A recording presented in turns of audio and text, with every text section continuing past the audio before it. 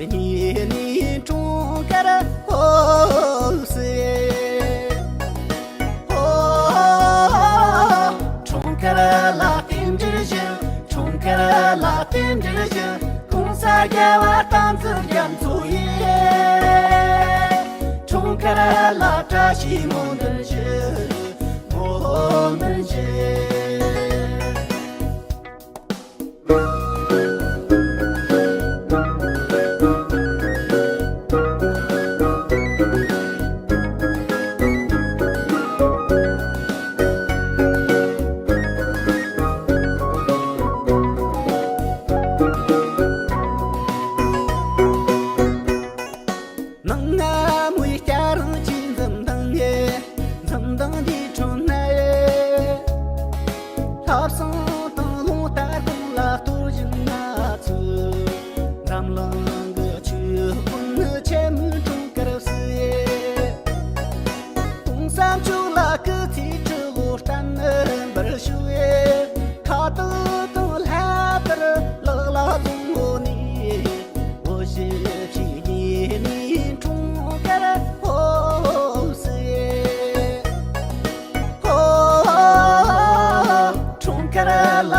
Tindirje, Trunkarala Tindirje, Kumsa Java Tanzu Jamsu Ye, Trunkarala Tashi Mondenshe, Mondenshe,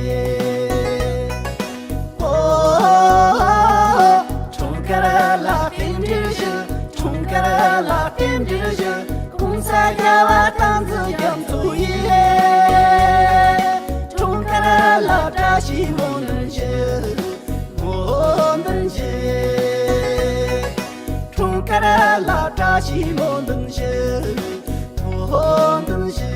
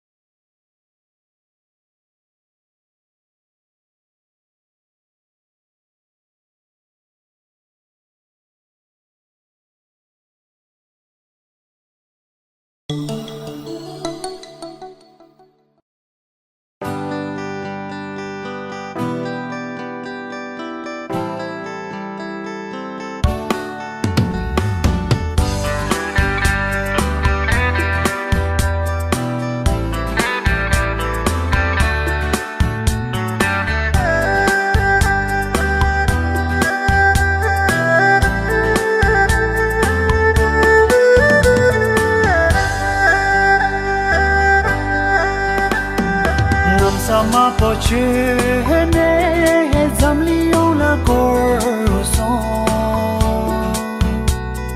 Chani te mojani zamli shi de son Nam sama pochene zamlion la corson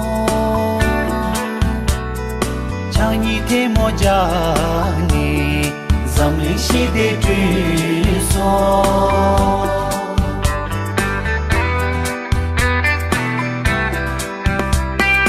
Kum kininda ishi norbu Dalai Lama Kum kininda ishi norbu Dalai Lama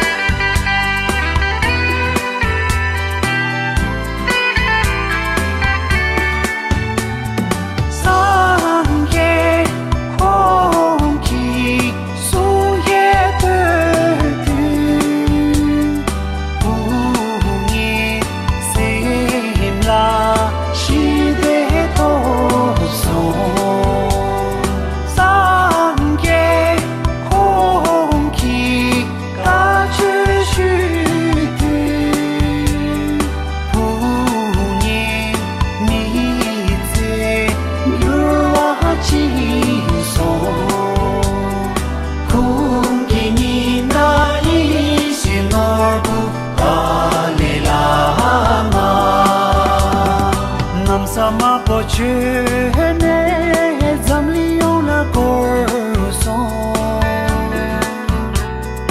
chani te mojani zamli shi de triso Kininda Ishinorbu Dalai Lama Kininda Ishinorbu Dalai Lama Kininda Ishinorbu Dalai Lama Kininda Ishinorbu Dalai Lama Kininda Ishinorbu Dalai Lama Kininda Ishinorbu Dalai Lama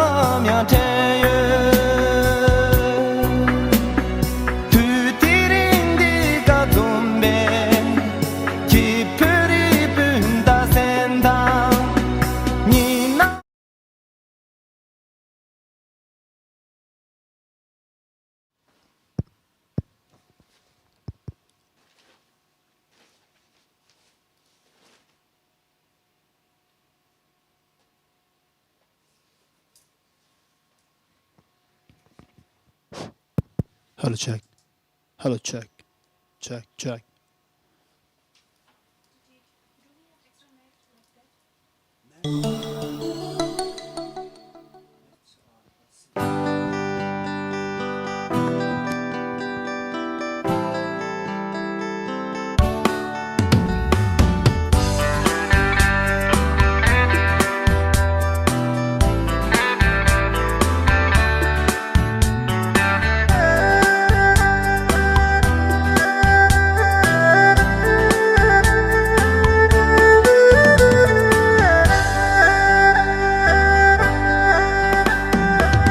Sama pochene zamlion la corson chani te mojani zamli shi de triso nam sama pochene zamlion la corson chani te mojani Zamli shi de triso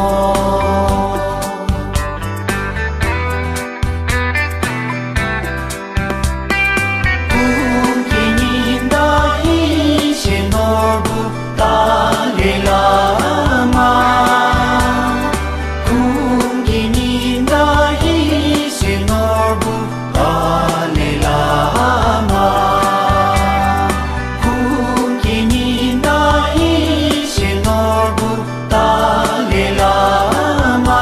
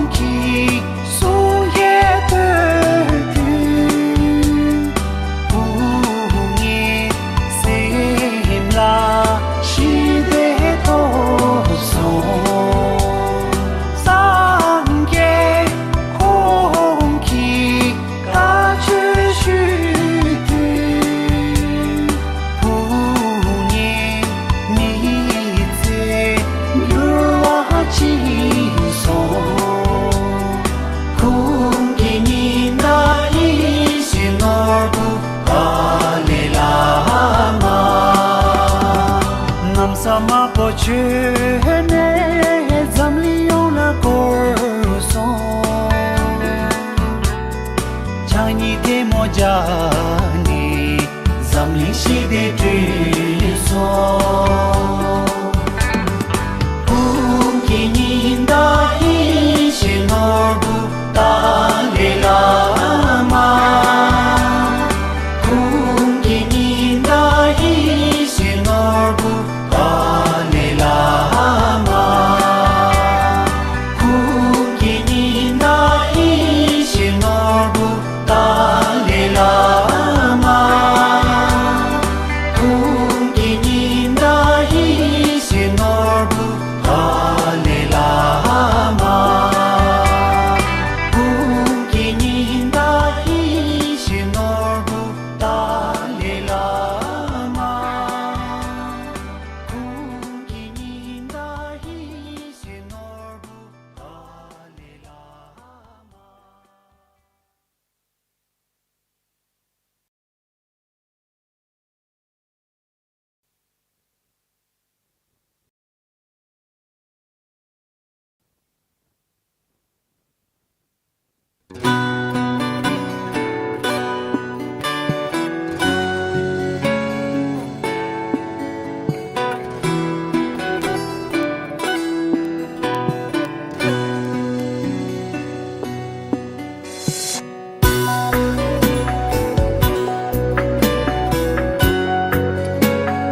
Hello, check, one.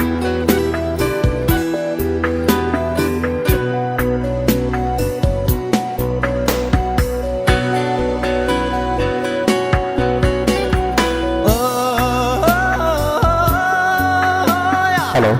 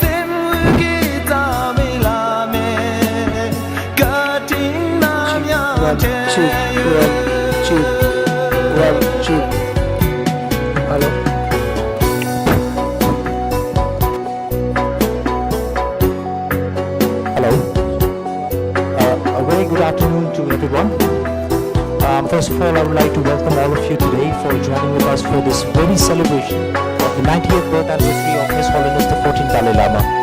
And I would like to request you that we'll begin this session within 5 minutes. Right, thank you very much.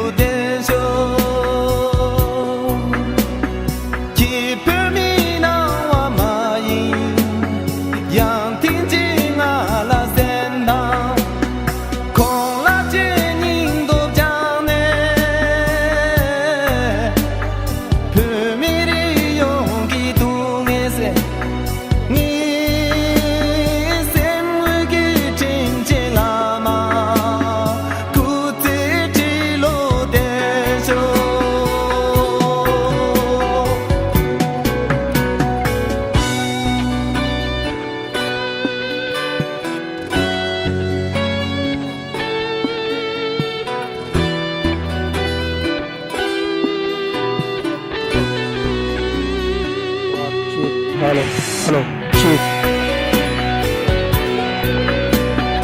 Chief, well.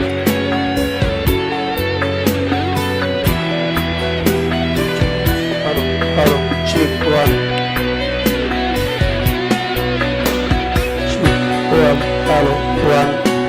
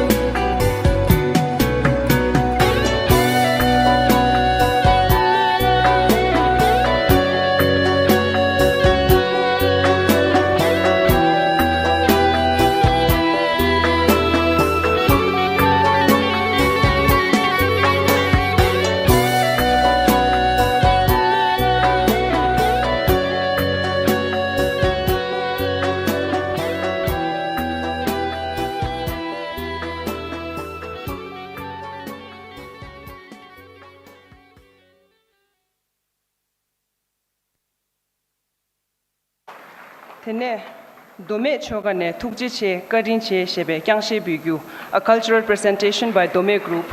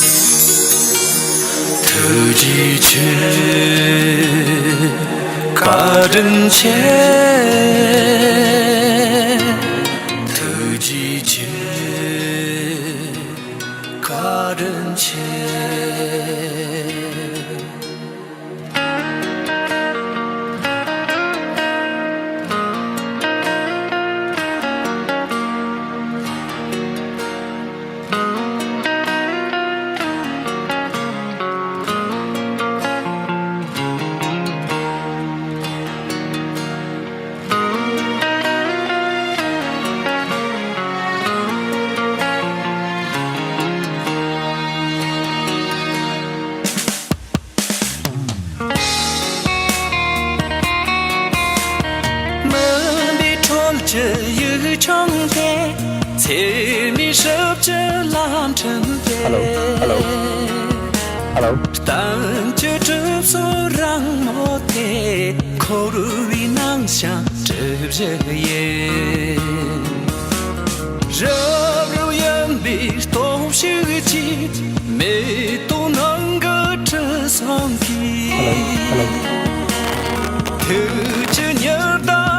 Sớm chế chế chỉ xa được là hoa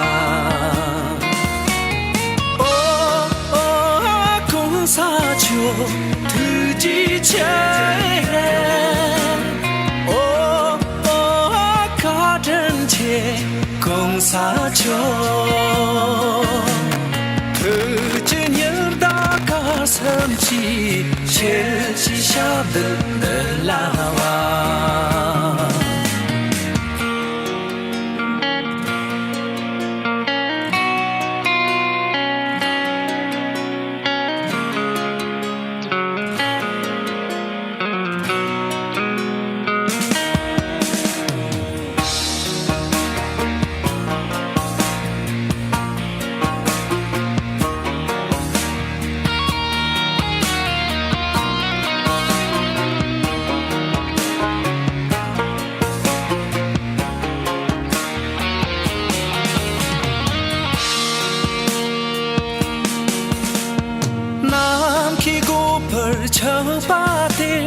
Saji gutsu chal pate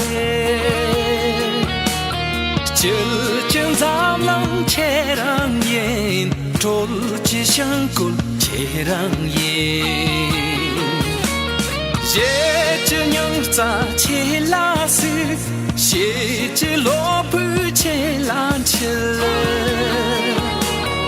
Mơ chi la mir tal par sho She di shok shang tan bar sho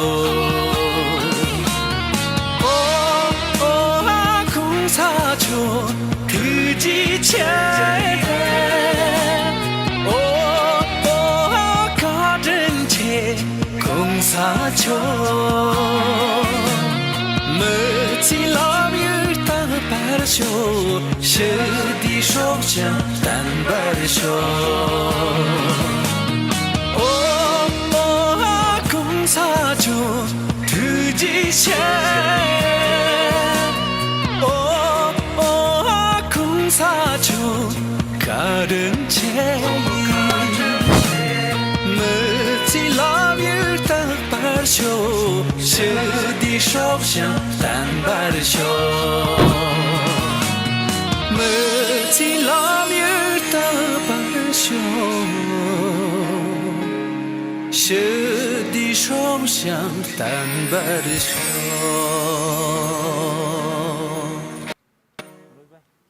आप खत्म होना मैं शुरू करेगा आप खत्म करो जल्दी से ना मैं शुरू करना है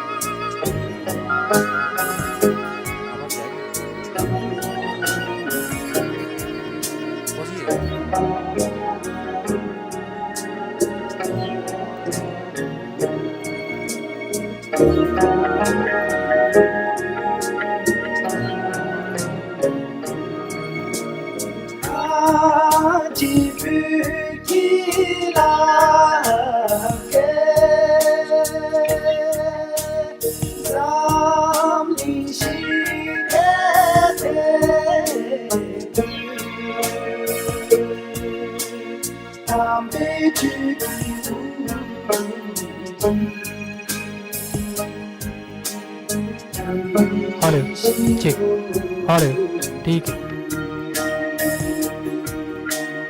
A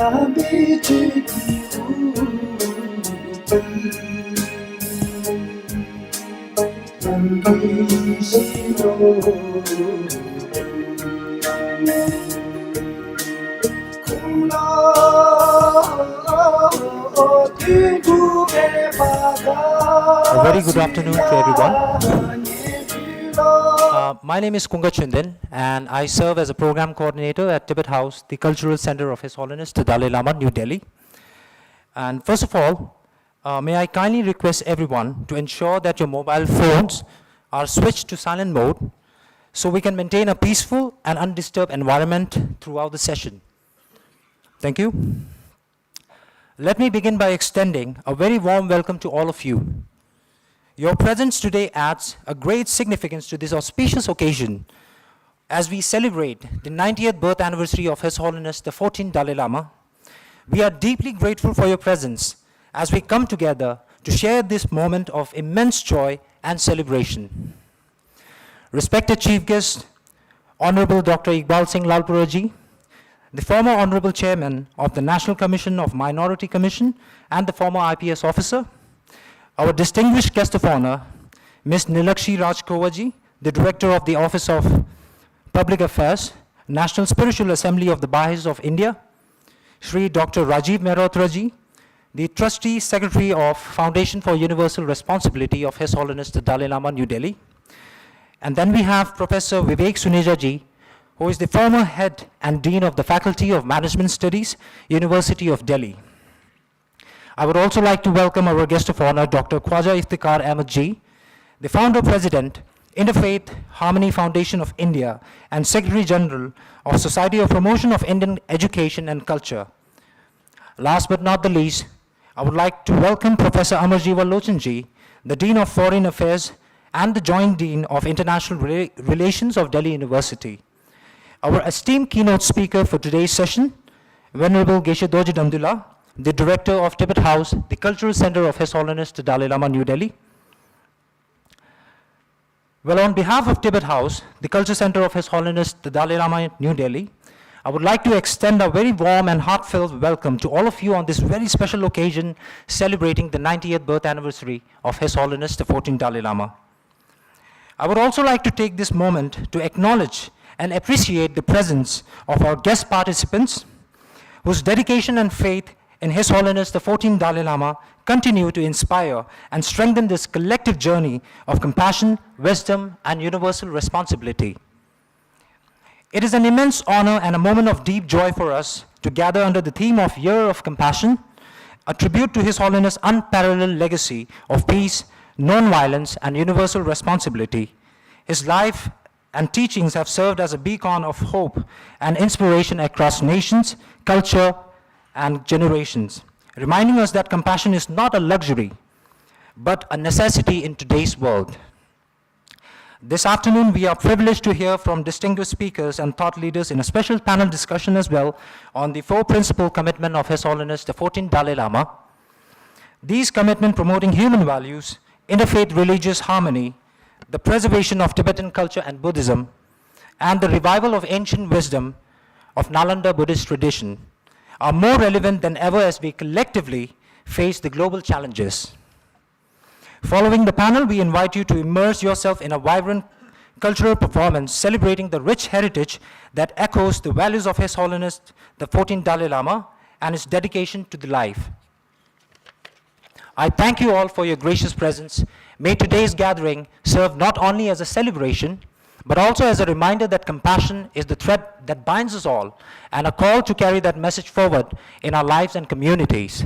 Let us make this a meaningful and memorable celebration together. With this note, ladies and gentlemen, please join me in warmly welcoming our chief guest for today's event, Dr. Iqbal Singh Lalpura ji, our distinguished guest of honor, Srimati Nilakshi Rajkumar ji, Shri Dr. Rajiv Mehrotra ji, Professor Vivek Suneja ji, Dr. Khwaja Iftikhar Ahmed ji, and Professor Amarjeeva Lochan ji. Our keynote speaker, Venerable Geshe Dorje Damdullah, the Director of Tibet House, the Cultural Center of His Holiness the Dalai Lama, New Delhi. To kindly do the honor of lighting the lamp of eternal wisdom, a symbol of the illumination of knowledge, and to offer our prayers and offerings to the enlightened ones for the long life of His Holiness the 14th Dalai Lama. Ladies and gentlemen, I would like to welcome our chief guest and our keynote speaker, our distinguished guest of honor on stage, with a huge round of applause. Thank you very much.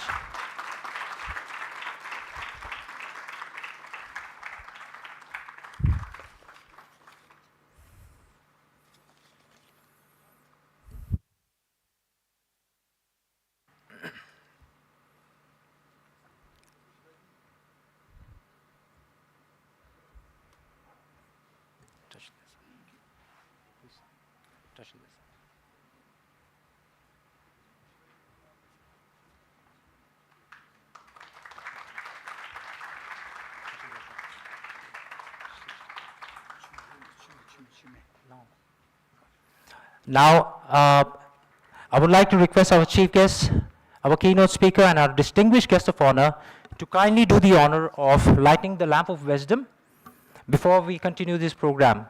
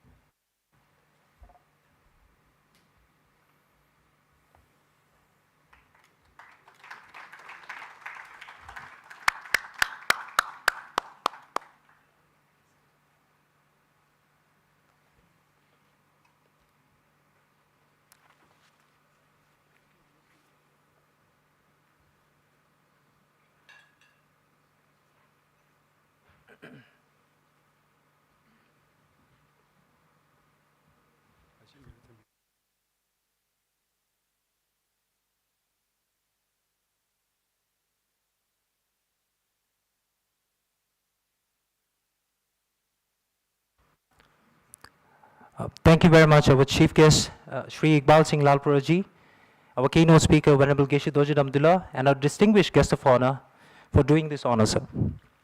Thank you.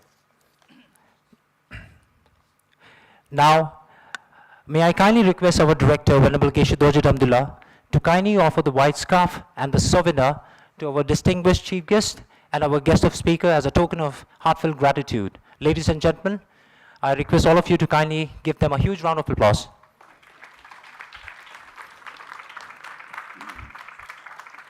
Ladies and gentlemen, first we have our chief guest for today's event, Shri Iqbal Singh Lalpura ji.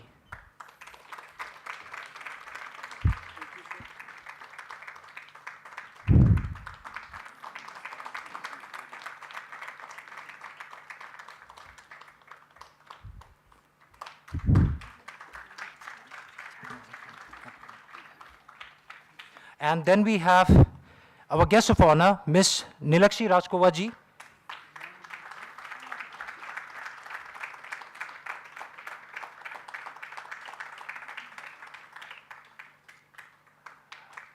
Now,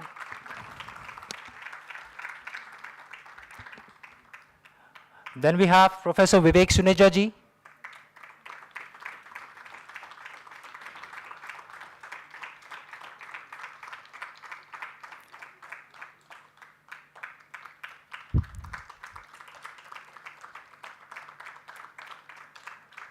Professor Amarjeeva Lochan ji.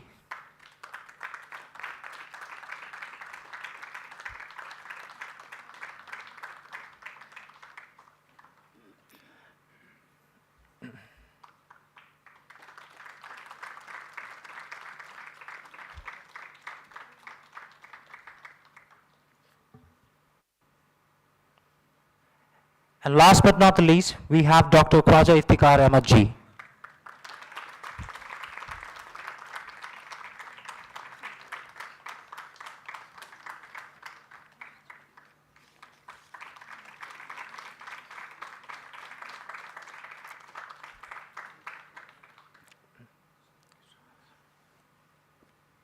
Thank you very much, Venerable Geshe Dojit Abdullah. Now, may I invite our venerable monks to offer the long life prayer for His Holiness the 14th Dalai Lama on this very auspicious occasion of the 90th birth anniversary celebration. Ladies and gentlemen, please welcome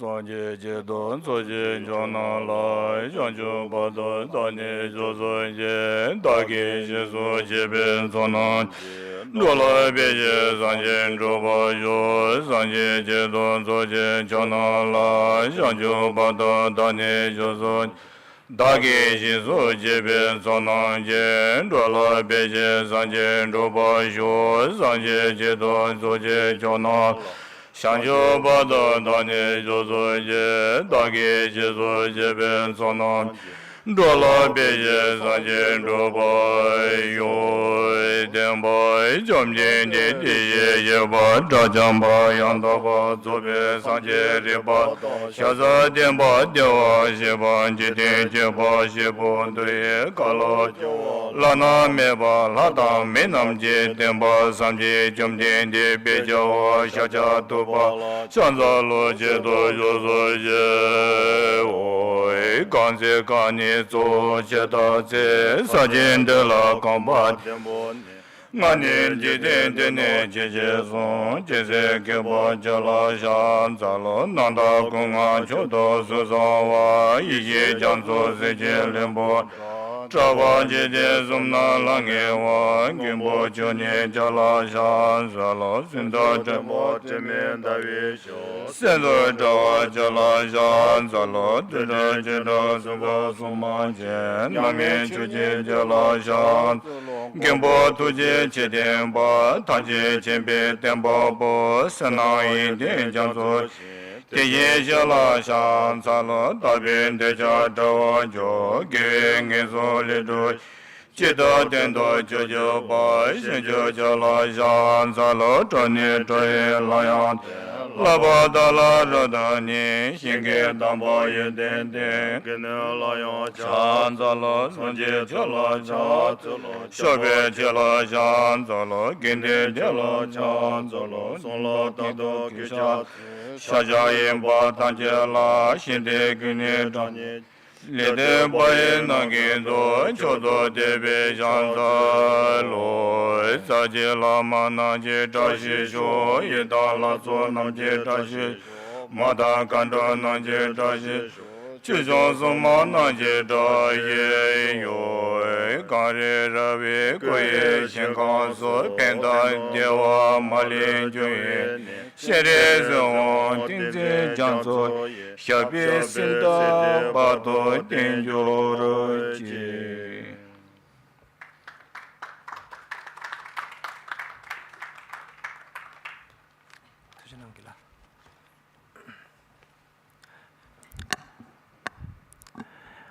Thank you very much.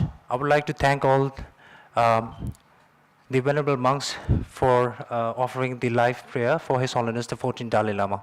Thank you. Now, may I take this very opportunity to invite our chief guest, Dr. Iqbal Singh Lalpuraji, our keynote speaker, Venerable Geshe Dorje Damdullah, and our distinguished guest of honor to kindly do the honor of this cake cutting ceremony. May I invite our chief guest, our guest of honor, and our keynote speaker to kindly do the honor.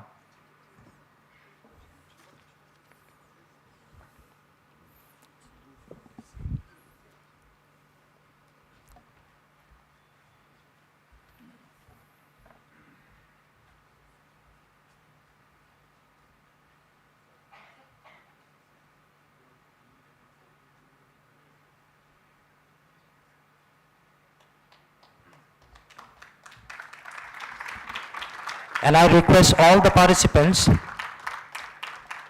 If you are listening competition, I love you. I love you.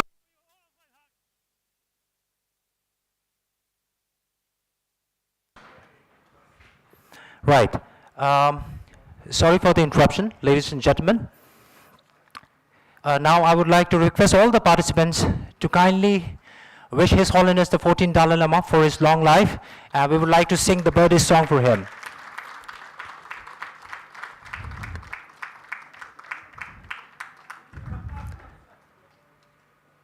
Happy birthday to you.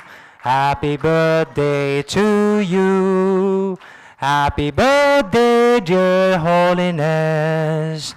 Happy birthday to you. Thank you very much.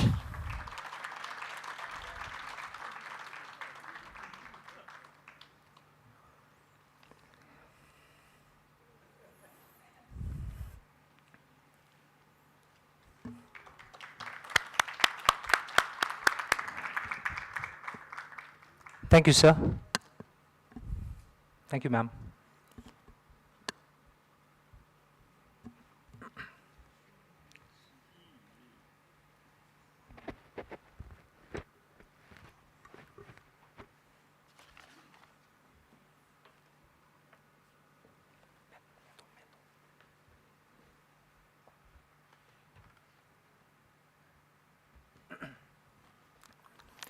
Thank you very much.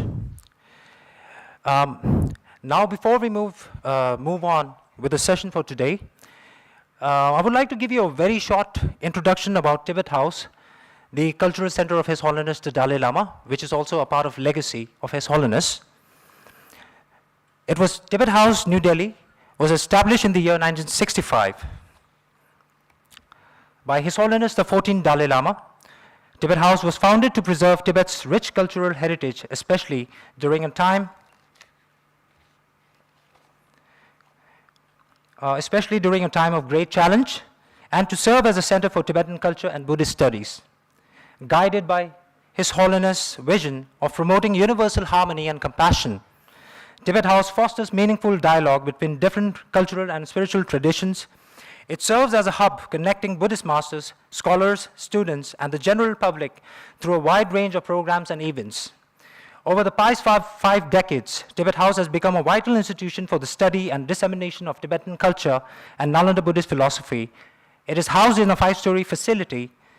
It features a museum of Tibetan art and artifacts, a library of nearly 5,000 volumes, a resource center, a gallery, a conference hall, and a bookshop.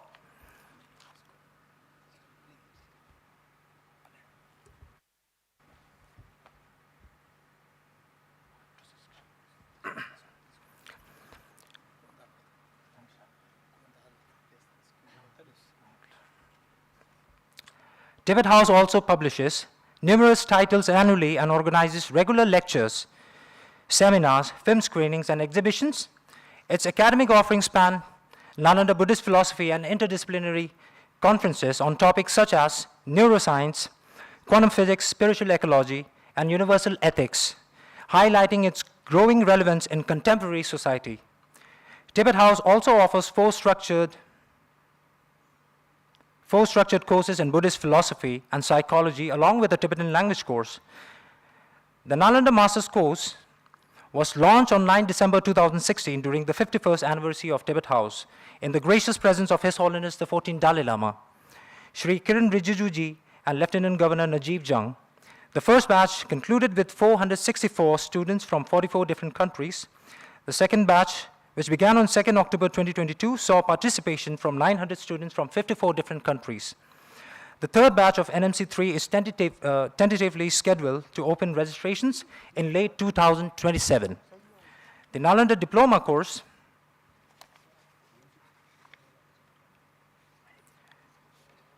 was launched in the year 2018. It is a 14-month program designed for balancing studies with other life commitments. With 4 successful batches completed, the 5th batch of NDC5 began on 2nd October 2024, enrolling with 2,131 students, including 259 Russian-speaking students, 58 French-speaking students, and 26 Hindi-speaking students, reflecting the course international appeal. Now I would like to give you a brief introduction about Nalanda Certificate course. And we are also pleased to share the successful completion of the second Nalanda Certificate course, NCC2, which began on 7 January 2024 with 1,693 enrolled students. We are now delighted to announce the opening of registration for Nalanda Certificate course Batch 3, beginning today on 6 July on the very auspicious occasion of His Holiness' 90th birth anniversary. To mark the auspicious occasion, and this course is set to commence on 11th August 2025. Then we have the Nalanda Introductory course, NIC1, which was launched on Losar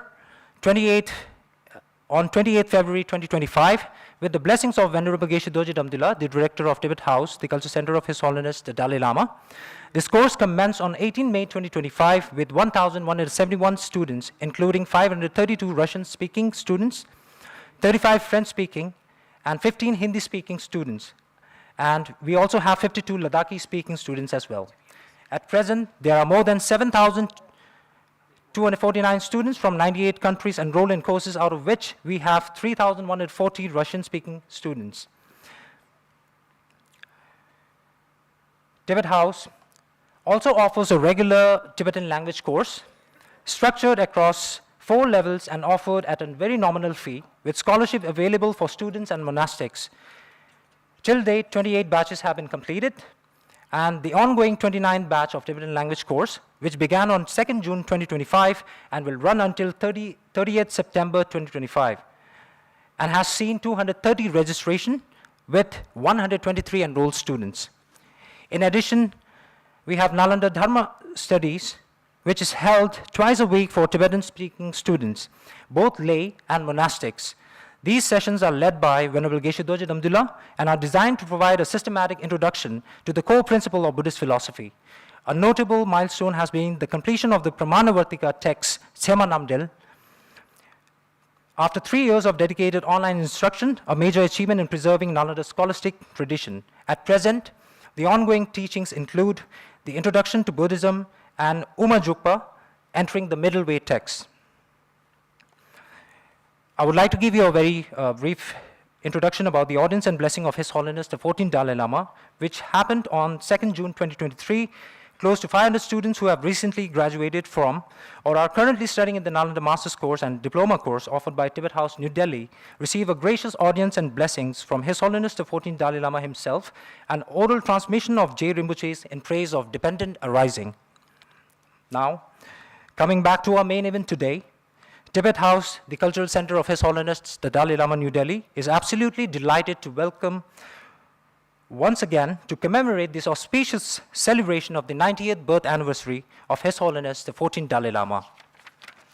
On this note, I now take the privilege of inviting our secretary, Mr. Tenzin Kunjabla, to kindly address the audience and offer his words of welcome and his inspiration as we begin today's event. Ladies and gentlemen, please welcome our secretary, Mr. Tenzin Kunjabla.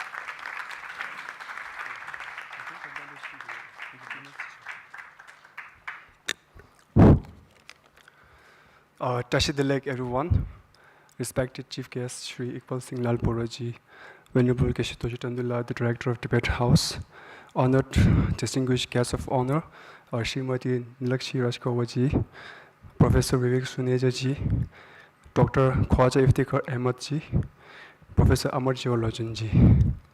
Distinguished guests who are present here today, esteemed panelists, friends of Tibet House, and dear students and well-wishers. Today, we gather here with hearts full of reverence, joy, and gratitude to celebrate the 90th birth anniversary of His Holiness the 14th Dalai Lama, a spiritual teacher, a global icon of compassion and peace, and the beacon of wisdom of our time. It is not only a moment to celebrate a remarkable life, but also to reflect on the timeless values that His Holiness embodies. Non-violence, interfaith harmony, compassion, inner well-being, and deep commitment to the preservation of Tibetan culture and ancient wisdom. We are deeply honored by the presence of our chief guest, Sri Iqbal Singh Lalporaji, who has devoted his life to fostering inner harmony between the community and for justice. We are equally privileged to have among us our distinguished guests of honor, each of whom have contributed immensely to the cause of education, dialogue, and peace. The highlight of today's program is the panel discussion on the 4 principal commitments of His Holiness the Dalai Lama: the promotion of basic human values, religious harmony, preservation of Tibetan culture and environment, and revival of the ancient Indian knowledge. They are not only central to His Holiness's mission, but are deeply relevant to the world today. Our distinguished guests, our panelists and friends of Tibet House and students, today we are here to celebrate the 90th birthday of His Holiness the 14th Dalai Lama, who frequently states that he is a simple human being first, a Buddhist secondly, and a Tibetan third. His Holiness continues to be a living inspiration for millions across the world. Let us take this occasion not only to celebrate, but to rededicate ourselves to the values so that peace, compassion, and inner awakening may continue to flourish in our communities and beyond. And I just want to highlight the pin that everyone is wearing. If you can all notice, you can see a small hand holding a lotus inside the circle, which is the Padmapani. Padmapani means lotus holder, which is it's a second term for the Avalokiteshvara, the emanation of compassion. So we have been hosting Padmapani lecture series for more than 3 decades now, and this has been what do we say? It's like a very important symbol for Tibet House and also to the well-wishers of Tibet House. So on behalf of Tibet House, I welcome you all once again, and thank you deeply for being part of this celebration. Thank you so much.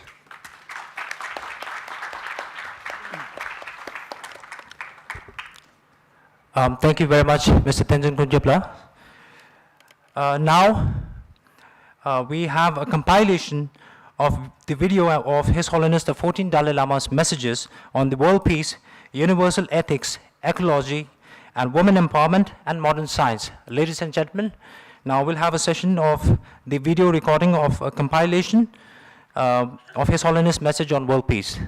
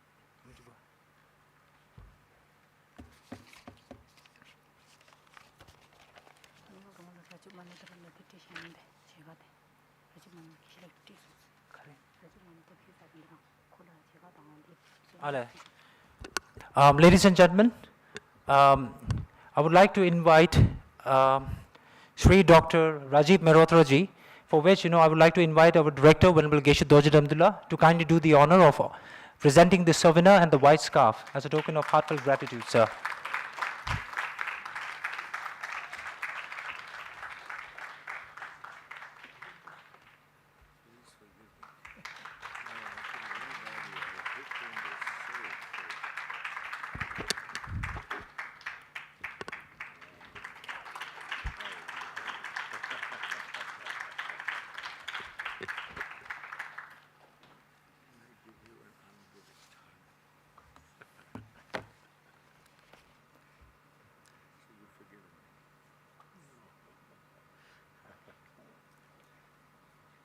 Thank you very much.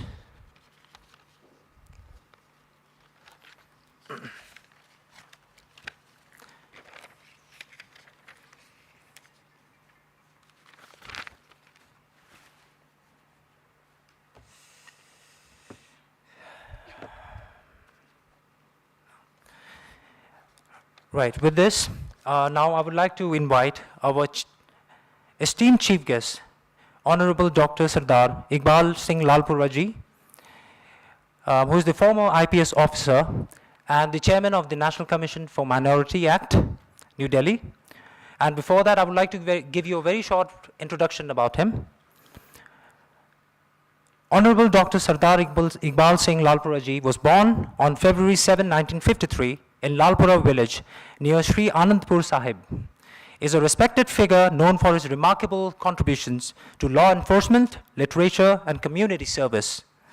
A graduate of DAV College, Chandigarh, and a former university-level football player, Dr. Lalpura served in the Indian Police Service with distinction, including as SP, CID, as commandant across key Punjab districts. His work is restoring peace and public confidence, earned him the Indian Police Medal, President's Police Medal, and international recognition from the FBI, United States of America. A passionate scholar, he has authored 23 books of Sikh history, philosophy, and ethics, including Gurbani Katha Vichar and Sikh, a divine path for his literary contributions. He was honored by Akal Takhat Sahib and awarded 2 doctorate degrees in 2023. Beyond his professional career, Dr. Lalpura has led impactful humanitarian initiatives, supporting education, disaster relief, cancer care, and drug de-addiction efforts. He actively promotes harmony through various interfaith and cultural forums. Politically, he joined the Bharatiya Janata Party in the year 2011 and has served as national spokesperson, chairman of the National Commission for Minorities, and a member of the BJP's National Parliamentary Board. Dr. Iqbal Singh Lalpura ji's life stands as a testament to the values of peace, service, and interfaith unity, making him a guiding voice for communal harmony and national integration. Ladies and gentlemen, I would like to invite Dr. Sardar Iqbal Singh Lalpura ji on stage, and I would request all the participants to please welcome him with a huge round of applause. Thank you.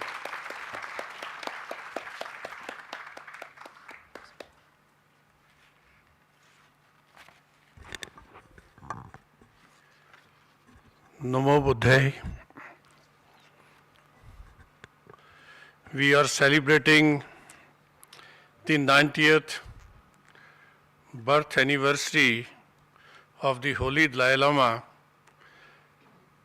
and any speech should begin with a prayer for him. तुम जियो हजारों साल और हर साल के दिन हो कई हजार. The man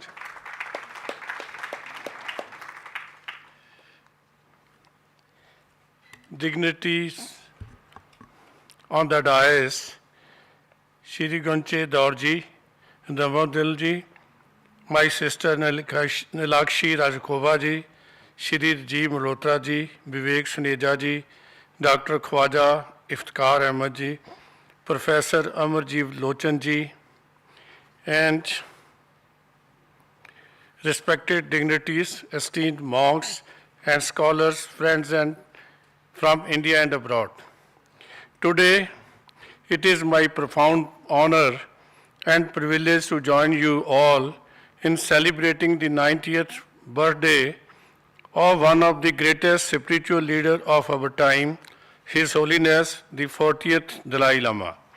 This is not just a celebration of an individual's longevity, but of life extraordinarily lived in service of peace, compassion, and truth. It's a moment of reflect on a 90-year journey that has shaped not only the destiny of the Tibetan people, but has touched the hearts of millions across the world, transcending religion, race, and national boundaries. Born in 1935 in a small village in Amado, Tibet, His Holiness was recognized at a very young age, maybe at the age of 2, as the reincarnation of the 13th Dalai Lama, but his spiritual stature grew far beyond titles and roles. At just 24, he made the brave decision to flee into exile in India, and in 1959, after the Chinese occupation of Tibet. He is guiding us from Dharamshala for the last 66 years now. Since then, from the sacred soil of India, his second home, he has not only led the Tibetan people with hope and dignity, but has also become the voice of the universal values, Karuna, Ahimsa, Bodh, and Shanti. India has given Bodh, the Prime Minister always say, to the world. And this peace in India is very much required. As a Sikh and a student of Guru Nanak's teaching, I say a powerful spiritual connection between Guru Nanak Dev Ji and His Holiness the Dalai Lama. Both taught us that truth is above everything, what higher still is truthful living. Gurbani कहती है सच्चों और सबको ऊपर सच अचार. The truth is above all, but still higher is the truthful living, which is represented by the life of Dalai Lama Ji. I had the honor to meet him so many times. Guru Nanak spoke against tyranny, injustice, and hypocrisy. The Dalai Lama too has stood firm against oppressions, not with weapons, but with the strength of forgiveness, dialogue, and faith in harmony. He represents the saint-soldier ideal of Sikhism also, one who fights injustice with sword of wisdom and shield of knowledge. Awarded the Nobel Peace Prize in 1989, His Holiness has met with presidents, prime ministers, popes, scientists, and common people alike. But whether he is speaking at the United Nations or in a remote monastery or to the people like me, his message remains the same. We are all human beings. We all seek happiness. Let us live with compassion. In a world filled with conflict and divisions, he reminds us that true strength lies in kindness and that peace begins not in parliament but in the human hearts. India has made the honor of being the Dalai Lama's home in exile. This is a spiritual relationship, not just a political refuse. As Indian, it is our dharma, our sacred duty to protect and support the culture, faith and freedom of Tibet and its people. I urge the Government of India and all peace-loving nations to continue upholding the values His Holiness represents. The Tibetan cause is a just cause, and the preservation of the unique Buddhist culture is not just a Tibetan issue, it is a humanity's shared responsibility. As he enters the 91st year of his life, His Holiness remains an eternal youth in spirit. His laughter still rings with innocence. His eyes still shine and clarity. His words still awaken and our conscience. Let us pledge today to honor his legacy, not with words alone, but with action, by embracing interfaith harmony, by promoting moral education amongst youth, and by choosing compassion and over hatred in every sphere of life. His Holiness often says, my religion is very simple, my religion is kindness. On behalf of every Indian and as a humble servant of justice and harmony, I offer my deepest gratitude and heartfelt wishes on this special day. May His Holiness continue to guide us for many more years with His timeless wisdom. Toshida ka Vaheguru Ji ka Khalsa, Vaheguru Ji ki Fateh.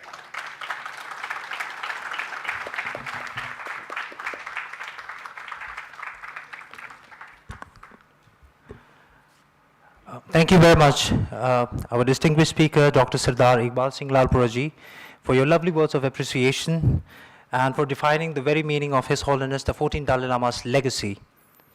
Thank you, sir. Now I would like to invite our keynote speaker for the very session today of the 90th birth anniversary of His Holiness the Dalai Lama, our director, Venerable Geshe Dorje Damdula, and I would like to invite him on stage to kindly do the keynote address. And before that, I would like to give you a very short introduction about him. Venerable Geshe Dorje Damdula is the director of Tibet House, the culture center of His Holiness the Dalai Lama, New Delhi. Venerable Geshe Dorje Damdula has served as interpreter and the translator for His Holiness the 14th Dalai Lama within India and abroad.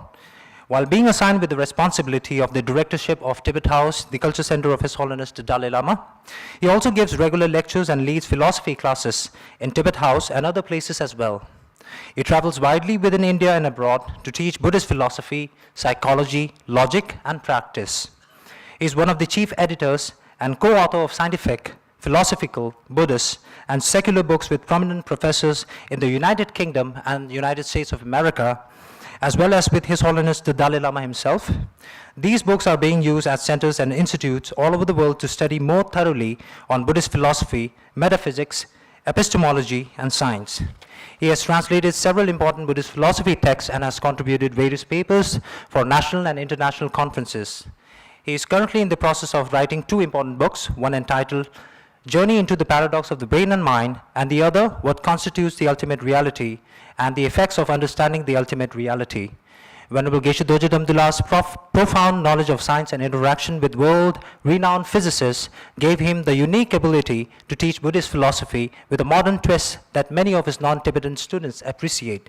Ladies and gentlemen, I welcome Venerable Geshe Dorje Damdula, the director of Tibet House, the culture center of His Holiness the Dalai Lama.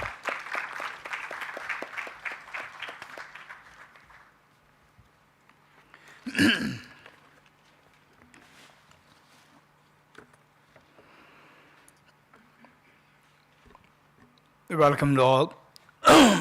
It is a great honor for all of us to be here together, commemorating the 90th birth anniversary of His Holiness the Dalai Lama.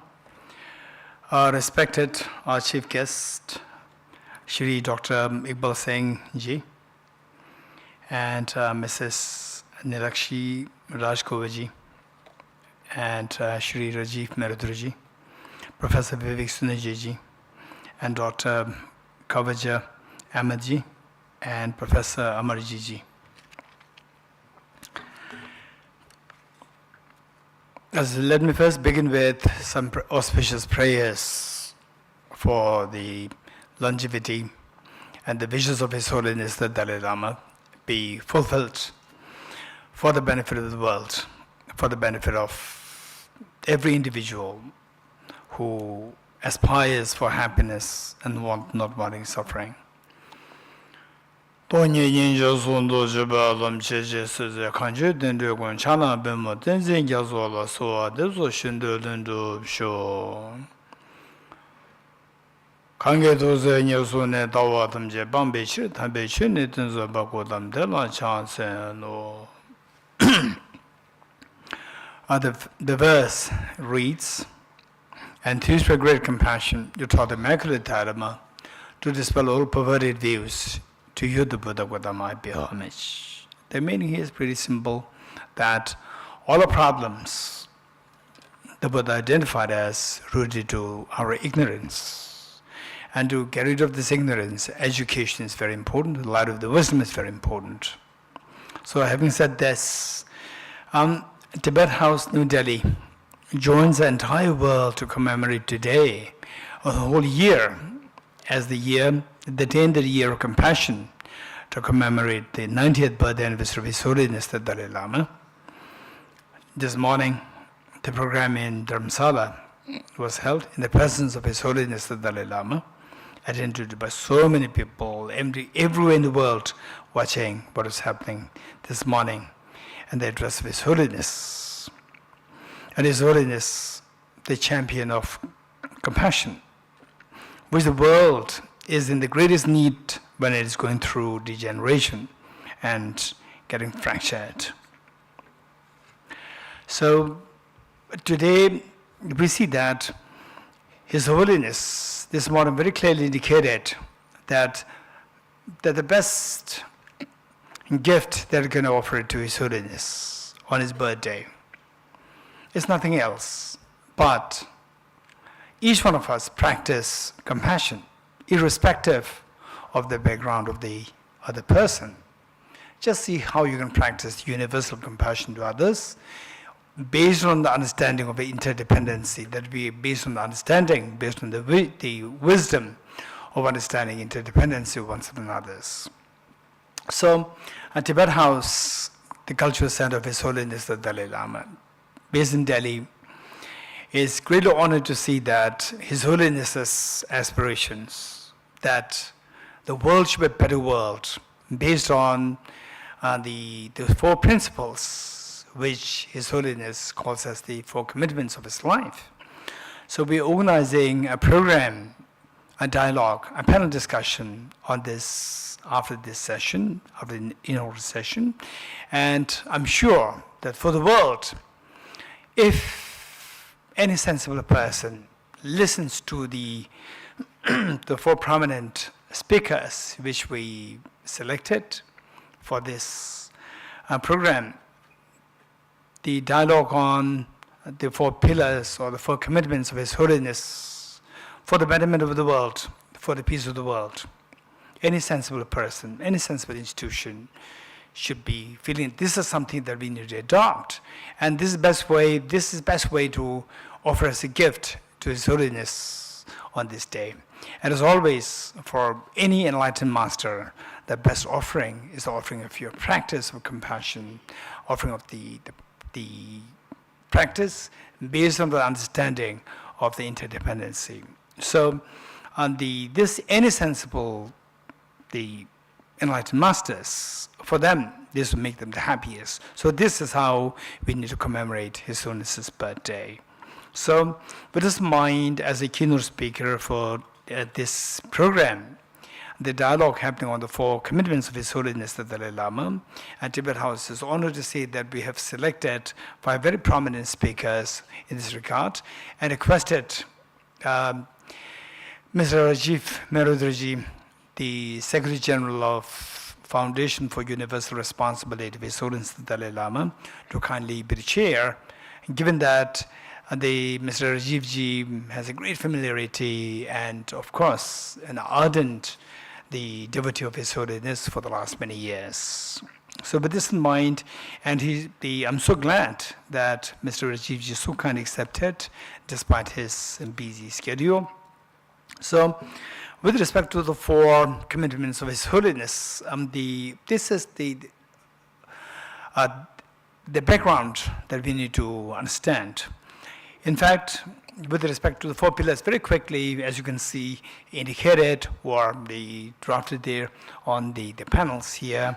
Therefore, let me quickly go through the points which I personally had the honor of serving His Holiness as His Holiness's translator for several years, and meanwhile traveling with His Holiness and coming to observe His Holiness very closely to see His Holiness's compassion, and based on the understanding, broader reality of the broader and the deeper reality of the world and the humanity. So with this in mind, the first pillar, the first commitment of His Holiness, a promotion of human values. So in this regard, it was my teenager's time. I was just, I think, about 16 or 17 years old.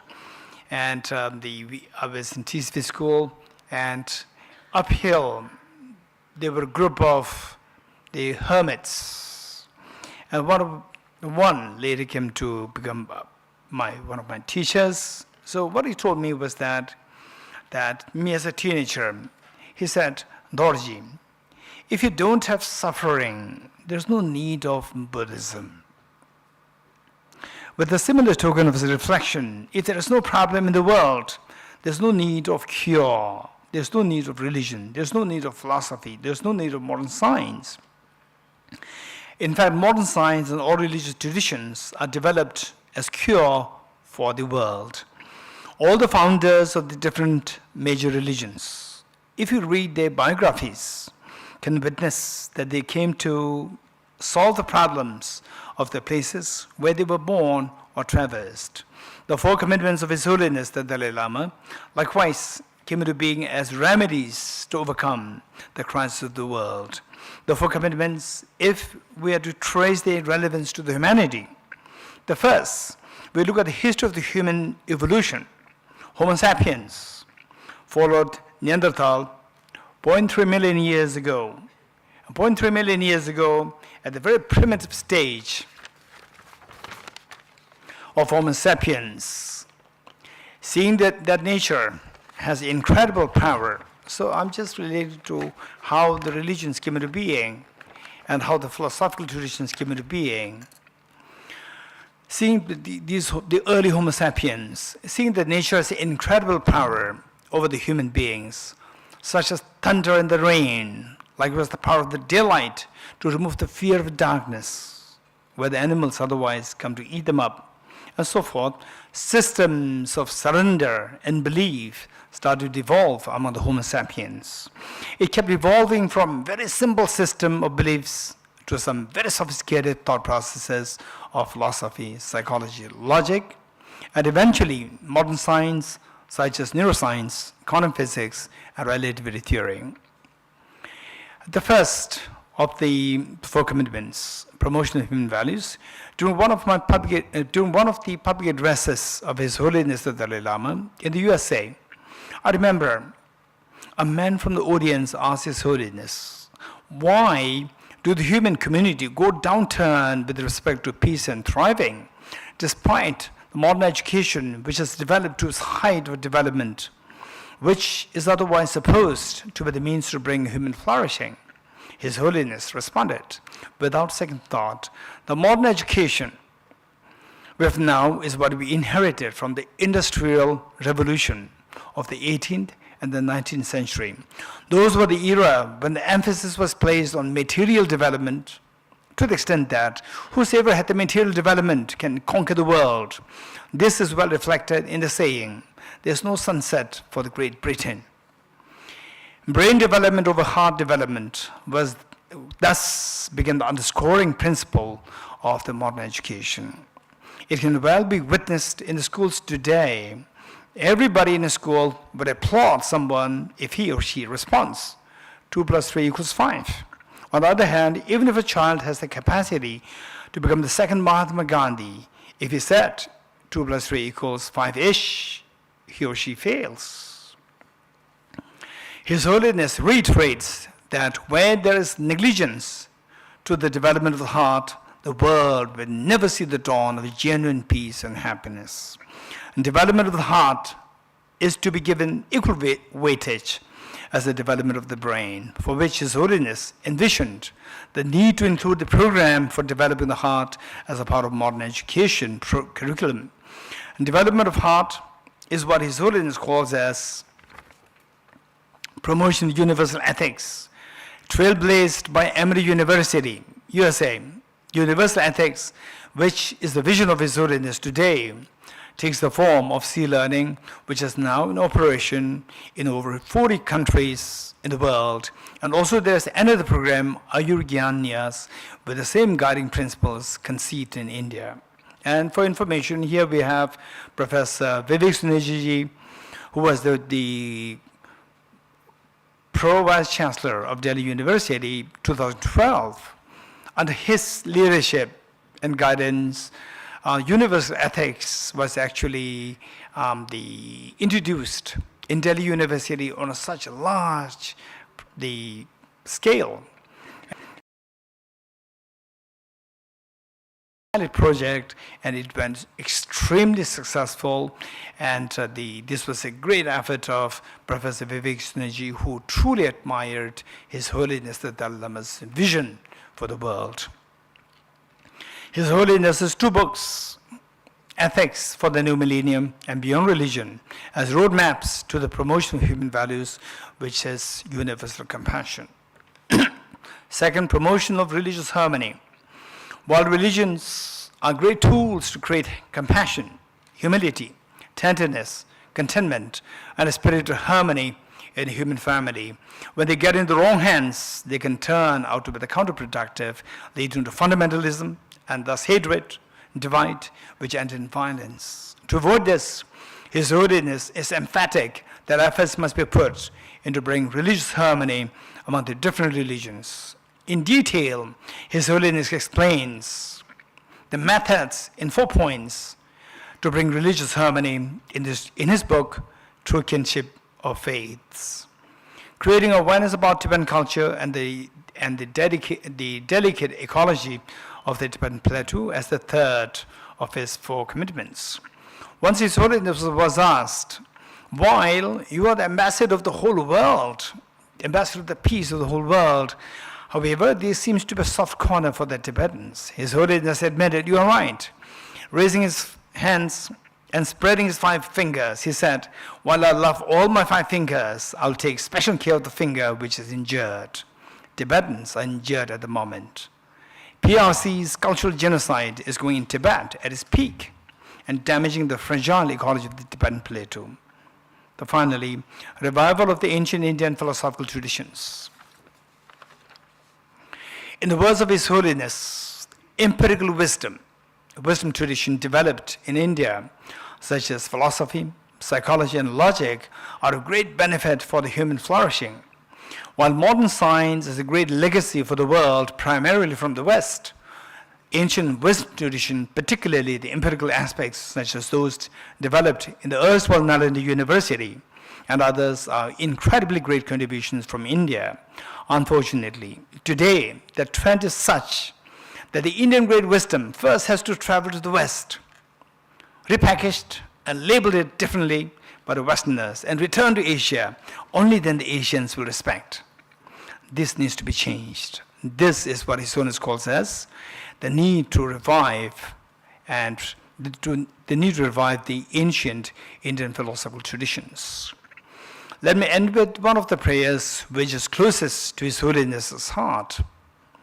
And if each one of us practice this in a day-to-day life, this would be the best gift for His Holiness. This is well reflected in the birthday wishes message to His Holiness the Dalai Lama from the Honorable Prime Minister of India, Modi ji, this morning.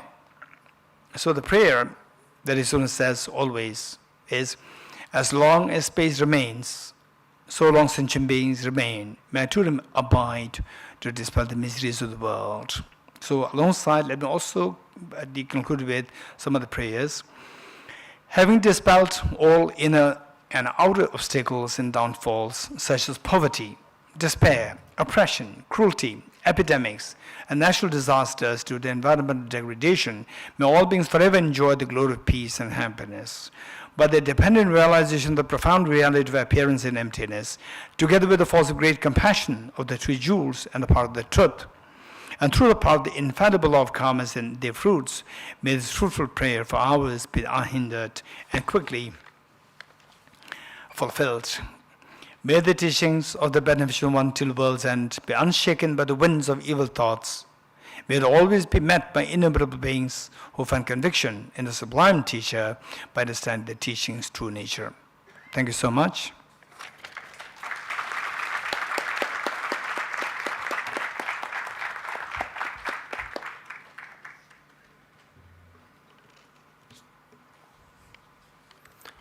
Thank you very much, Venerable Geshe Dorje Damdullah, for giving us the insight of the four principle commitment of His Holiness the Dalai Lama following the panel discussion. Thank you, Venerable Geshe-la. Now, we would like to present a compilation of the video of His Holiness the 14th Dalai Lama's messages on world peace, universal ethics, ecology, women empowerment, and modern science.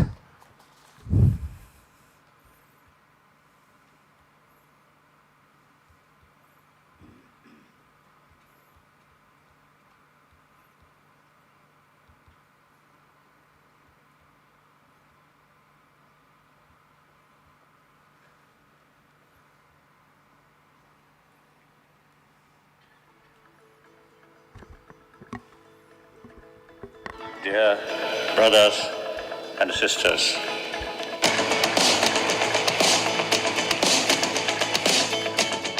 as we celebrate the 90th birthday of His Holiness the 14th Dalai Lama, we reflect on an extraordinary life marked by humility, strength, and unwavering dedication to humanity.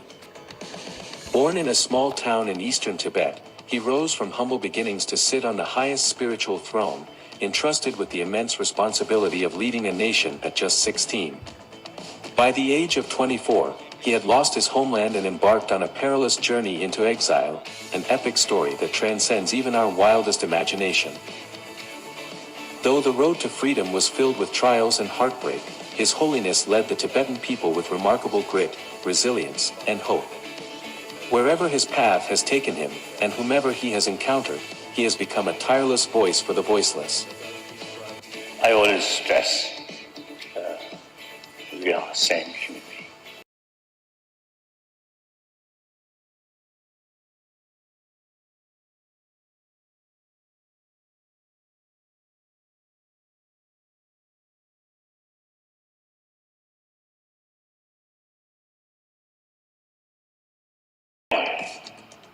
Want happy life. Patient to humanity with the immense homeland and So everyone though wherever his path to each speaker desire or goal, basically same. I always see emotionally, all mentally, physically, and more important, everyone want happy life. Do not want problem. So everyone have the right to achieve that or desire or goal. I always feel all major world religious tradition related with human being, not other animal. So best quality of human being as a social animal, human loving kindness, sense of brotherhood, sisterhood. So therefore, all major religious tradition, you see, carry that message. So on that basis, all major world religious tradition can develop genuine mutual respect and harmony. His message of love, compassion, peace, and non-violence knows no boundaries. It crosses cultures, faiths, and nations. Beyond his advocacy for human values, His Holiness is deeply committed to the well-being of our planet, reminding us that caring for Mother Earth is an essential part of our shared humanity. As a result of contact with environmentalists or scientists, then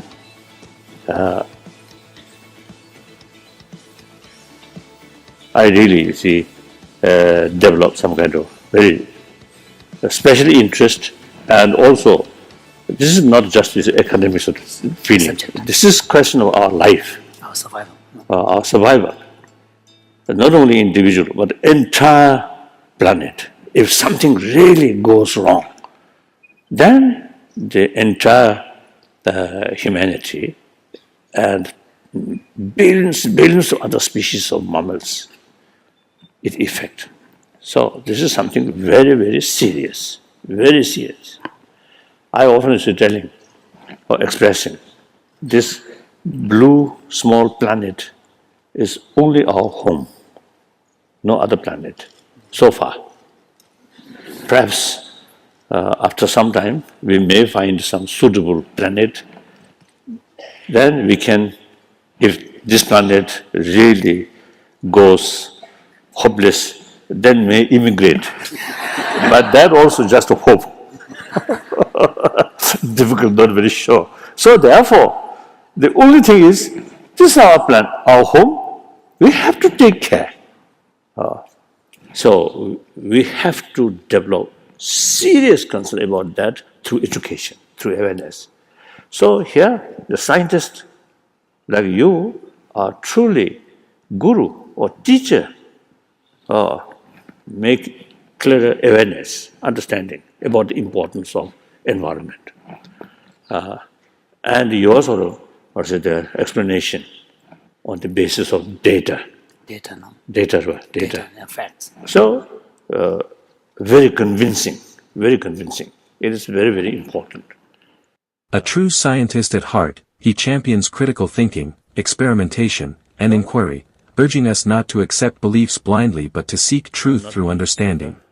I always telling people, my first teacher of compassion is my mother. Yes. So therefore, now, in the past, sometimes male dominance there. That I think outdated. Male, of course there are some positive work also there, but you see the lot of violence. First World War, Second World War, Vietnam War, Korean War, all these mainly carried by male. Isn't it? And now today, you can see butcher, most of them male. And taking care in hospital, mainly female. So therefore, now time come, female should should carry some active role, promotion of human deeper value. Guided by his 4 lifelong commitments, promoting human values, fostering interfaith harmony, preserving Tibetan culture, and reviving ancient Indian knowledge, His Holiness is more than a spiritual leader. He is a moral compass, a global statesman, and indeed, a voice of our times. Our hope is future generation, younger generation. Usually I make distinction. My generation belongs to 20th century. That century gone. These young people, below 30, 20, or 15, you are the generation of 21st century.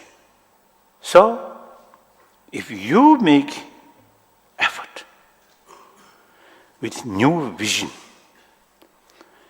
holistic view, not only thinking your own family, your own nation, but thinking about humanity, global level.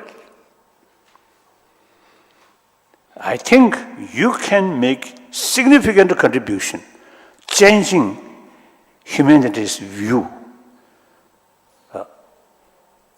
Then,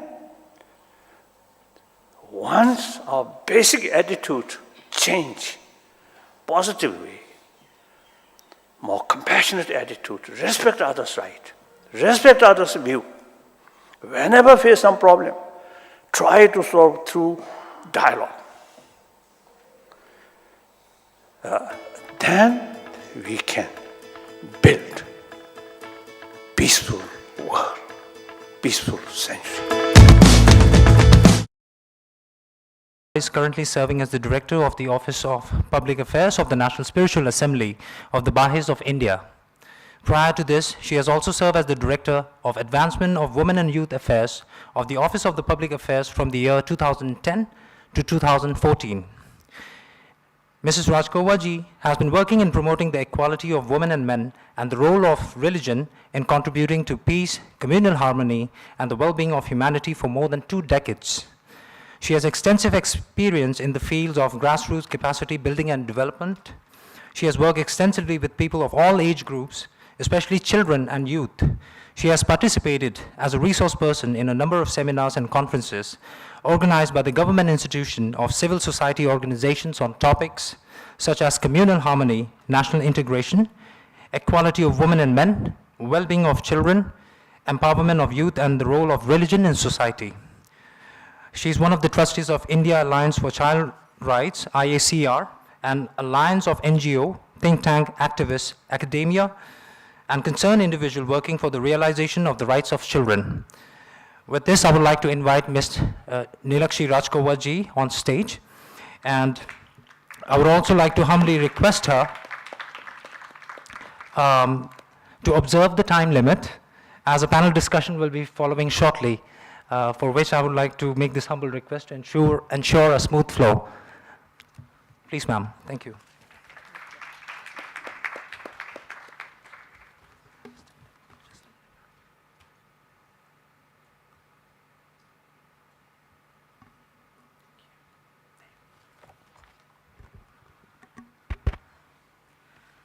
Thank you. I'll be very brief as I'm also speaking at the panel discussion later. Thank you so much for giving me this opportunity. It's delighted to be part of this auspicious occasion. Distinguished guests, members of the Buddhist community and their friends, a very good afternoon to all of you. On the occasion of His Holiness, the Dalai Lama's 90th birthday, we celebrate a life dedicated to compassion, wisdom, and the promotion of peace. His Holiness has been a beacon of light, guiding us with his message of love, tolerance, and harmony. As we mark this momentous milestone, I offer a prayer for His Holiness's continued health and for his teachings to continue inspiring the world towards greater unity and compassion. O thou kind Lord, thou hast created all humanity from the same stock. Thou hast decreed that all shall belong to the same household. In thy holy presence, they are all thy servants, and all mankind are sheltered beneath thy tabernacle. All have gathered together at thy table of bounty.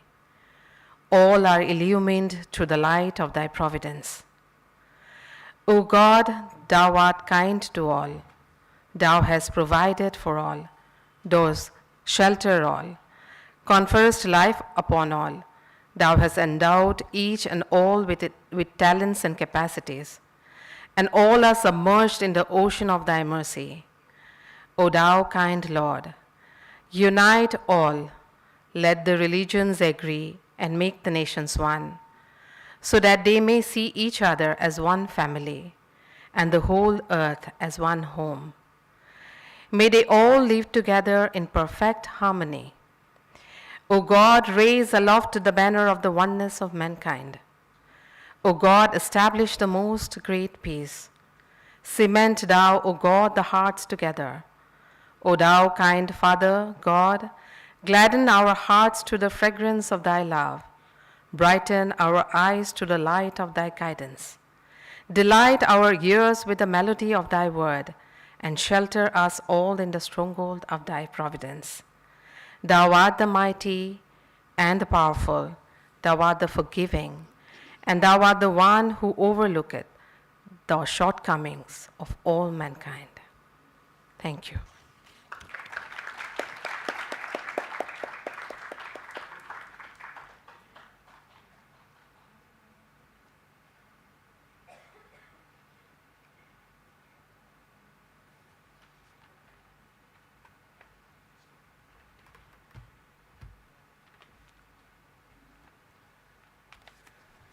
Well, thank you, ma'am, for demonstrating that brevity is indeed the soul of wit. It's a great privilege and an honor to be here with Tibet House and Venerable Damdunla, who has played a stellar role in making accessible and available His Holiness the Dalai Lama's teachings to thousands of students, both virtually and in person. And so it is a privilege and an honor twice over for me to be here with you celebrating the Dalai Lama. And I shall just read out a poem that I composed in trying to emulate Tibetan tradition, which I sent to His Holiness. I have no idea if it's reached him, so I will just read that out and thank the members of the distinguished panel who are on the stage and all of you for being here. And I too will get my moment in the sun when we have the discussion following these sessions. So it's the equivalent of a long life prayer, how to put it, drafted by a most unworthy student. I've had the privilege of walking in the shadow of His Holiness for some time. O precious Guru, embodiment of compassion, who wears humility as your only ornament, who returns life after life to serve all beings, may your radiant presence remain with us always. You who dispel the darkness of our ignorance, who offers the lamp of inner awakening, may your breath be steady, your body strong, your heart untouched by sorrow or fatigue. Through your smile we remember the sacred.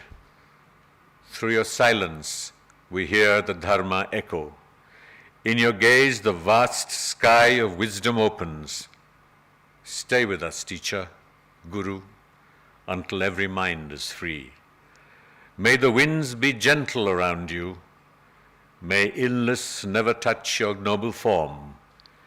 May your footsteps continue to bless this earth until every cry of suffering becomes a song of peace.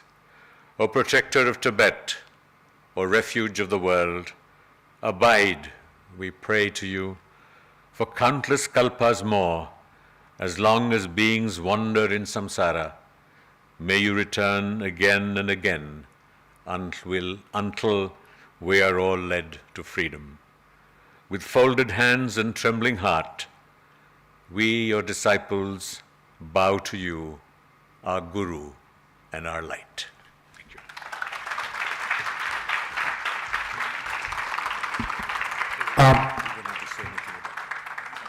Thank you very much, Shri Dr. Rajiv Mehrotra ji. And may I invite Professor Vivek Suneja ji. Right.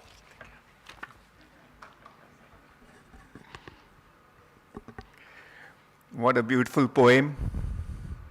Amen. Amen. All the distinguished members on the dais, all distinguished people here, happy birthday. Many, many, many happy returns of the day. And not just to His Holiness, to all of you. Happy birthday to all of you, because I think the Dalai Lama lives in all of us, doesn't he? Yes, I mean on Sunday, so many few of us are here. He's in us. And as Raji was saying, may he live for eons to dispel the suffering of the world.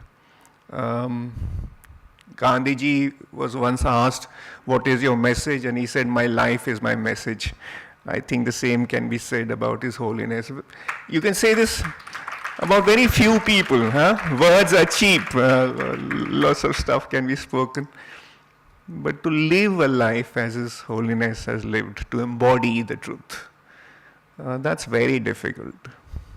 Very, very difficult. And given the history, the fact he had to flee his homeland, all the troubles that he's had to bear, and yet the hope, the optimism, the smile, the humor, the positive nature, the compassion, the love.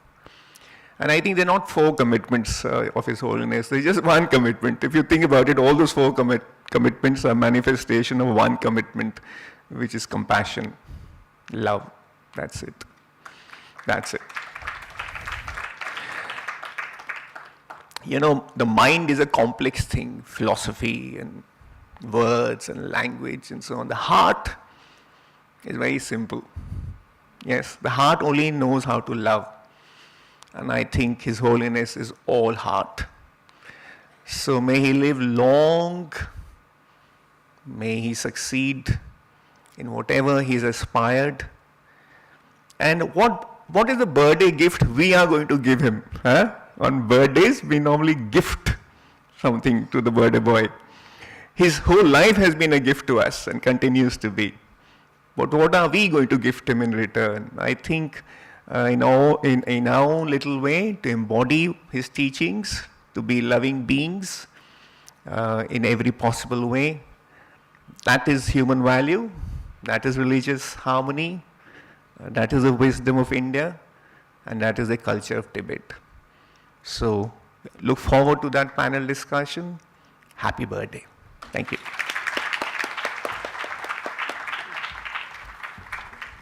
Thank you very much, Professor Vivek Suneja ji. And now I would like to invite Dr. Khwaja Iftikhar Ahmed ji on stage. Ladies and gentlemen, please welcome Dr. Khwaja Iftikhar Ahmed ji, our distinguished guest of honor.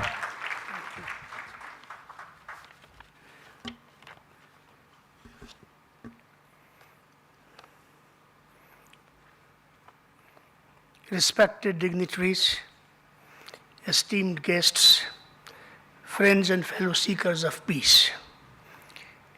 At the outset, let me greet you and through you the entire world, the humanity, on this very auspicious day when the 14th Dalai Lama, His Holiness, was born. And we are all celebrating him. I think the best tribute that we can offer to him is to genuinely pick up few of his teachings, and most specifically, the compassion. In compassion, I add forgiveness, because I personally feel that until and unless we take within ourselves the ability, the competence, the courage, and the conviction to forgive, it is not practically possible to be compassionate. In a world, in fact, I had brought a text, but I'm leaving that, speaking from my heart for a few minutes. In a world which is ridden in conflict and violence, what is it that should come into our conscience, and what is it that should come out of our conscience? That is peace, harmony. And looking at the world today, where religion is playing a very dominant role, and unfortunately, instead of being positive, the negative role, highly damaging role at times, what is required? The only thing that is required is that instead of fighting this menace of violence, wherever it is, in whatever form and manifestation it is, we not as X and Y, Hindus and Muslims and Buddhists and Jains and Jews and so on and so forth, can't we come together as human beings? And let us together fight this menace. And the menace is very simple, that there are forces around the world, across all sections, it could be less or more. So much of energy is going of humanity into encouraging violence.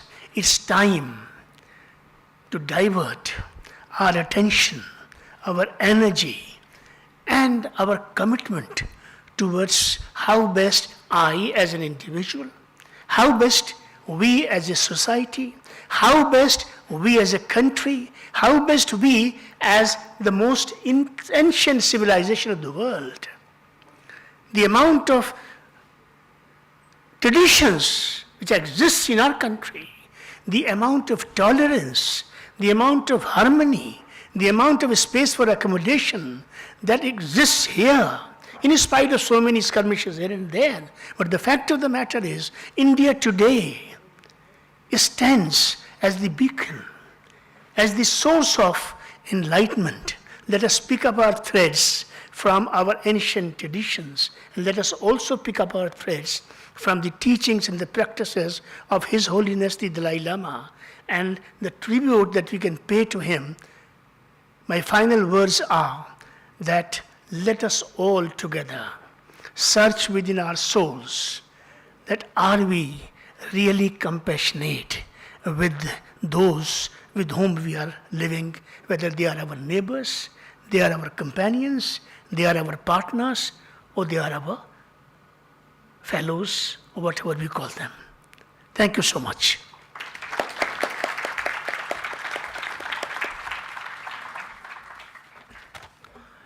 Thank you very much, Dr. Khwaja Iftikhar Ahmed ji. Now we have Professor Amarji Valochan ji, who is the Joint Dean of International Relations and also foreign student advisor of Delhi University. May I invite Professor Amarji Valochan ji on stage? Thank you.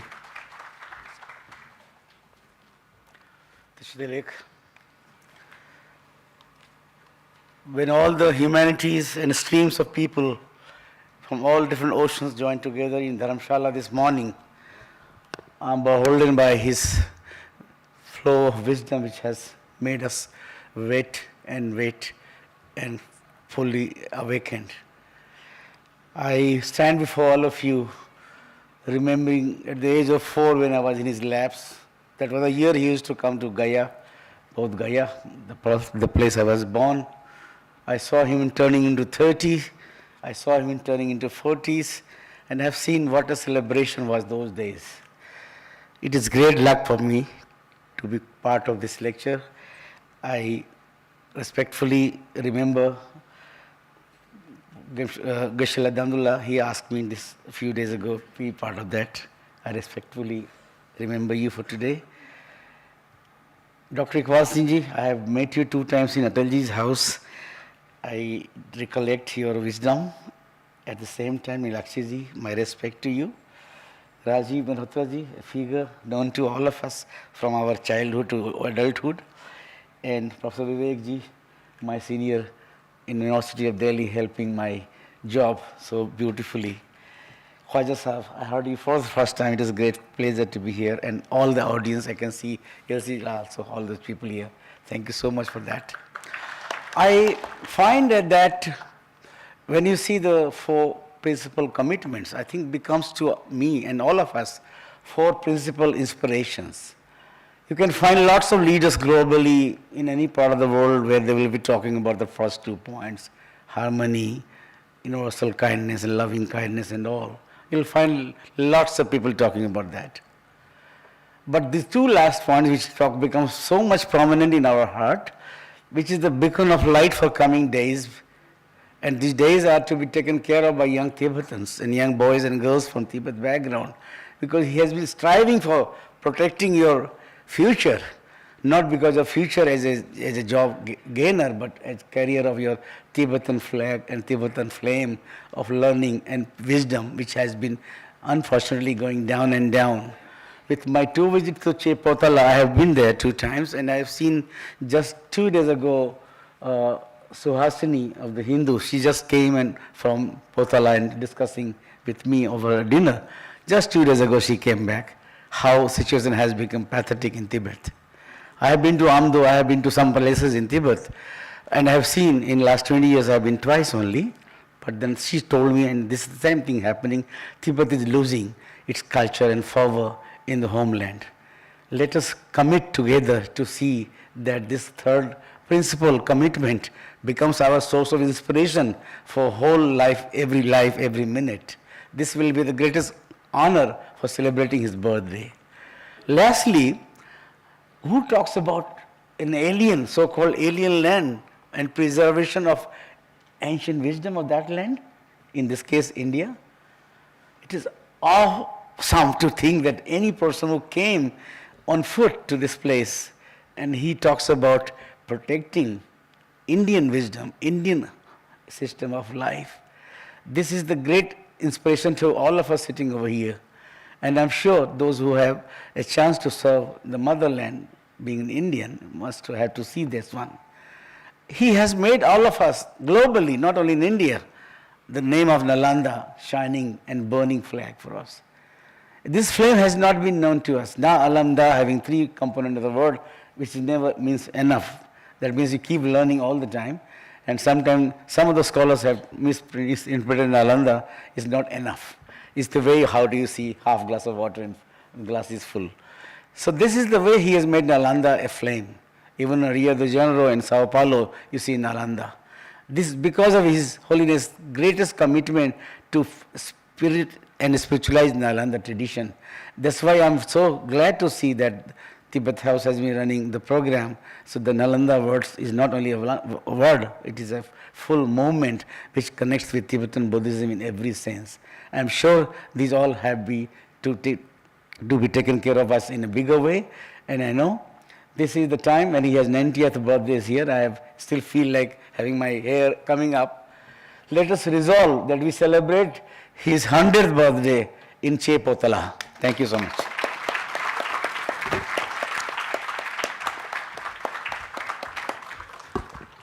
Thank you very much, Professor Amarji Valochanji, for your powerful message on the very auspicious occasion of His Holiness' 90th birthday. Now I would like to invite our Deputy Publication in Charge, Mr. Tenzin Lobsang to kindly do the honor of launching the book, The Tibet House New Publications, for which I would like to invite him on stage. Ladies and gentlemen, Mr. Tenzin Lobsang.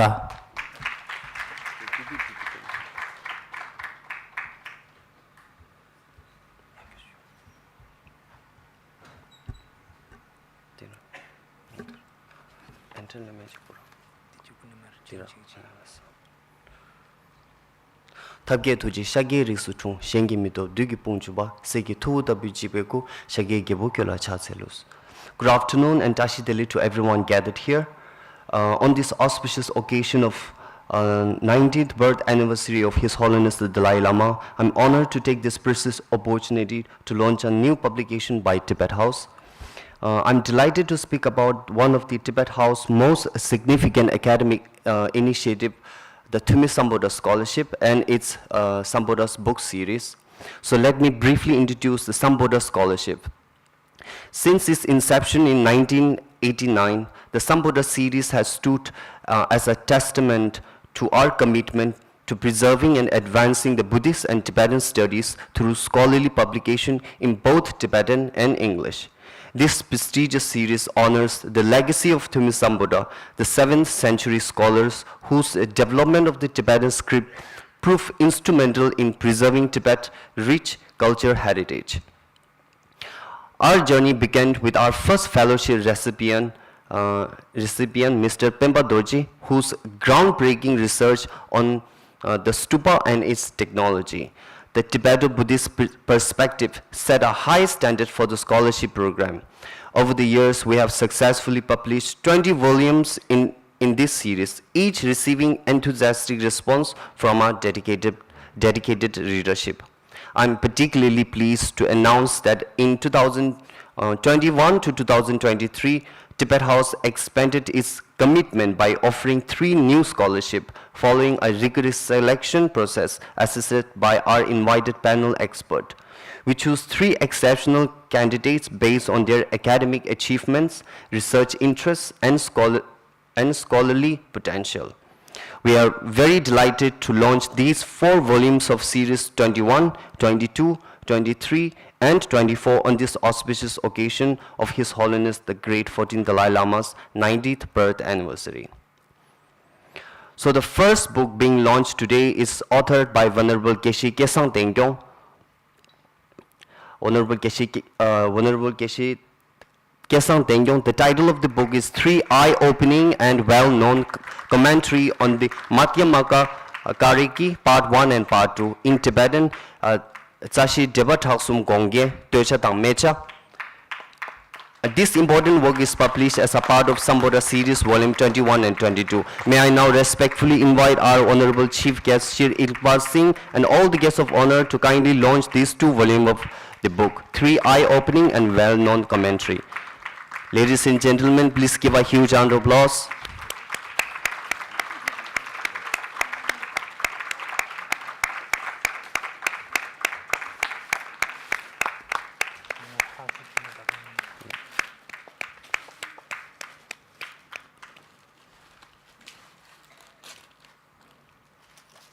Let's give a huge round of applause.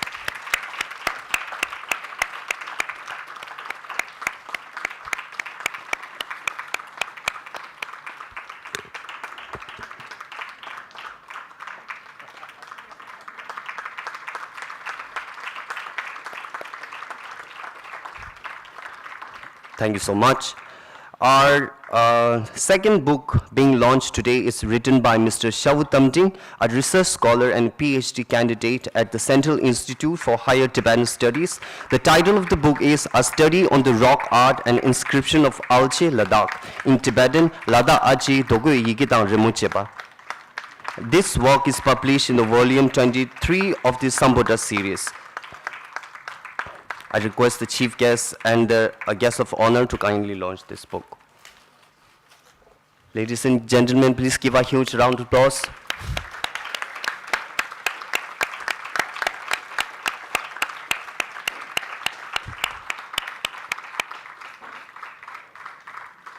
Thank you so much. And now we are with third book.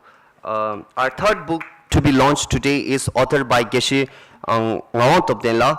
The book titled How the Middle View Held by All Tibetan Buddhist Schools Coverage into One. In Tibetan, Pyoge Chugyu Nam Tartu Ume Tagong Chiktu Pabzu Ludu Yapsiki Kebe Chudins.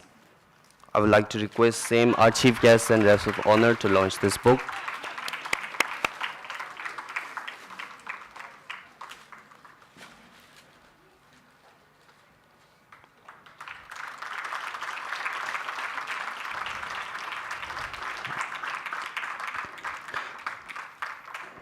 Thank you so much. Our third book is, the last book is very important. Ladies and gentlemen, now we present the final book to be launched today, tracing the footprint of Je Tsongkhapa, an extraordinary illustrated biography of Tibetan scholar Chugi Gendun Pelsang. Please allow me to briefly share how remarkable this publication came to fruition. This biography and enlightened activity of Jamgun Lama Tsongkhapa, many scholars both in Tibet and outside Tibet have written numerous biography. Among these, tracing the footprint of Je Tsongkhapa, written by Chugi Gendun Pelsang, a monk from Tibet, set its unique visual narrative featuring an impressive collection of 485 photo illustrations that brings Je Tsongkhapa's remarkable journey to life before eyes. During the process of writing this book, the author spent many years traveling throughout Tibet, particularly in Uyghur region, central Tibet, personally visiting the places where Jezongaba engaged in studies, contemplation, meditation, and his activities of teaching, debating, and composition. This book serves as a reminder of Jezongaba's activity and accomplishment, accompanied by photograph. The process of Tibet House publishing this book began when Yang Chen, who has close connection with Tibet House Delhi, learned about this book compiled by author Chugi Gendun Pelsang. Tibet House wished to publish this comprehensive biography of Jezongaba for wider distribution. Therefore, under the guidance of Venerable Geshe Dorje Damdula and undertaking by publication in charge Tamjing Wangela, we are very pleased to have this book in front of you. Kindly have a seat. Thank you so much.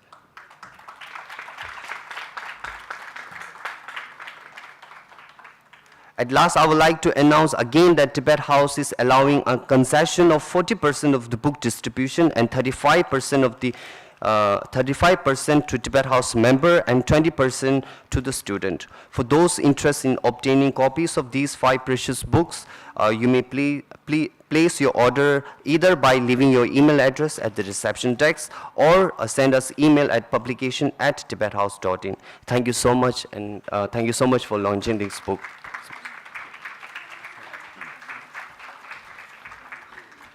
Thank you very much, Mr. Tenzin Lobsang, our Deputy Publication in charge, for doing the launch of the Tibet House new publications on this very auspicious occasion. And with this, we have come to the conclusion of the inaugural session with the very launch of the new batch of the Nalanda Certificate Course, Batch 3, for which I would like to invite our Nalanda Course Coordinator, Ms. Tenzin Namdullah, to kindly present the poster of the Nalanda Certificate Course to our distinguished chief guests and our guest of honor. May I invite Ms. Tenzin Namdullah?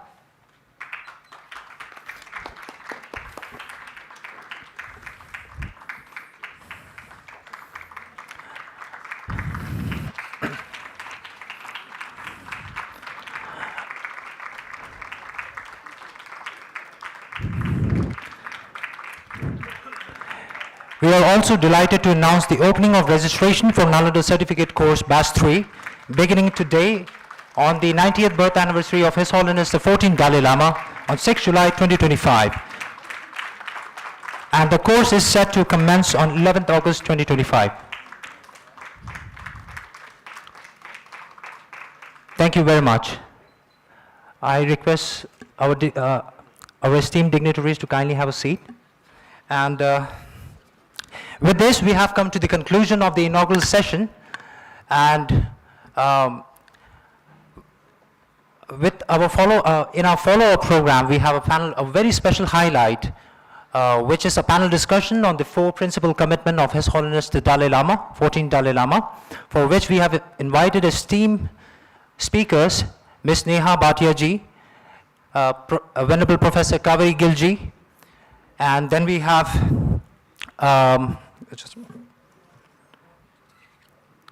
Dr. Kumud Bansali ji, and last but not the least, we have Ms. Nilakshi Rajkova ji. And I would also like to thank Shri Dr. Rajiv Mehrotra ji, the Trustee Secretary of Foundation of Universal Responsibility of His Holiness the Dalai Lama, for accepting our invitation as a chairperson for this very panel discussion on the 4 principal commitment of His Holiness the Dalai Lama. Now with this, we have come to the conclusion of the inaugural session, and without any delay, I would like to request you that we have arranged a very special high tea for all of you downstairs, and we also have a photo exhibition on the brief biography of His Holiness the 14th Dalai Lama downstairs.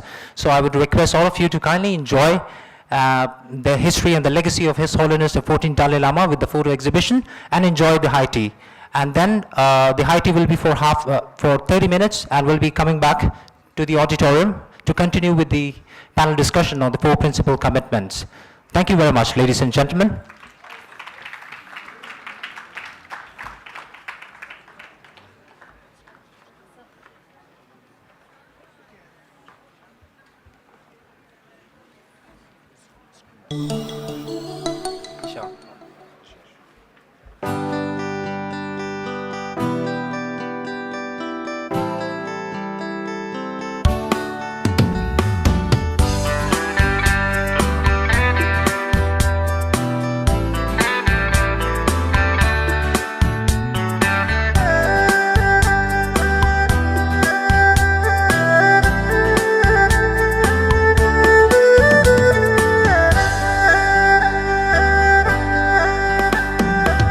Namsama pochene zamlion la corson Chani de mojani zamli shi de son Namsama pochene zamlion la corson Chani de mojani zamli shi de son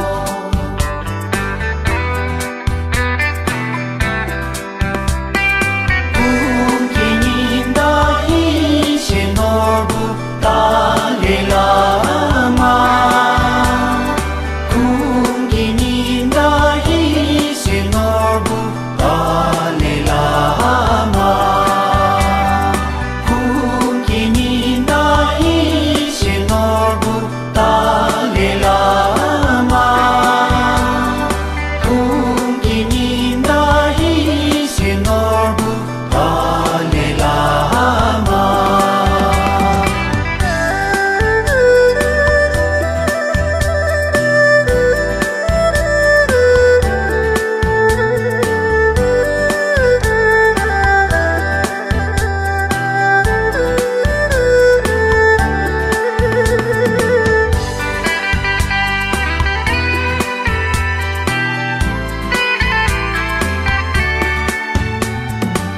Sangye honki suye bedu Bungi simla shide toson Sangye honki kachu shudu Bungi nize Yurwa son Kungininda ishe norbu Dalai Lama Namsama pochene zamlion la corson Chani de mojani zamli shi de son Punkininda ishe norbu Dalai Lama Punkininda ishe norbu Dalai Lama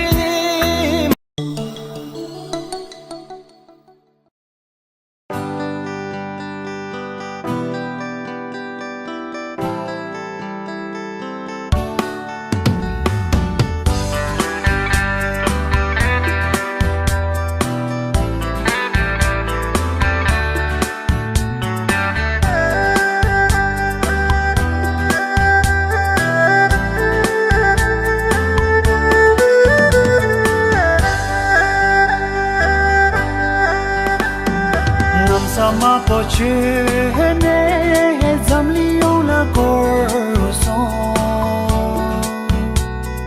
chani te mojani zamli shide tuso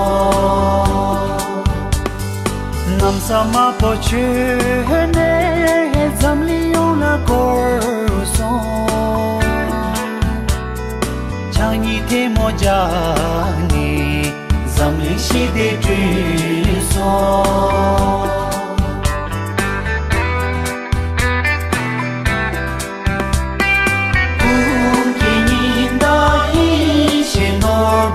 Dalai Lama Kungininda Hishinobu Dalai Lama Kungininda Hishinobu Dalai Lama Kungininda Hishinobu Dalai Lama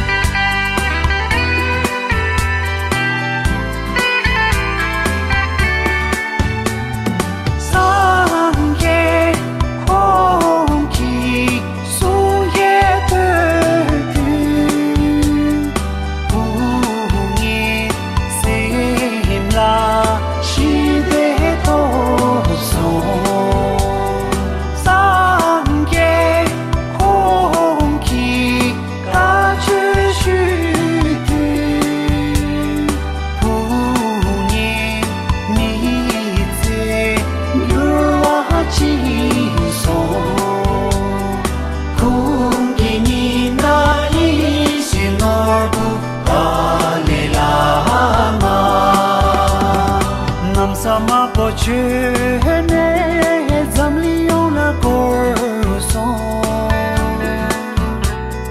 chani te mojani zamli shide tuso Kungininda Hishinobu Dalai Lama Kungininda Hishinobu Dalai Lama Kungininda Hishinobu Dalai Lama Kungininda Hishinobu Dalai Lama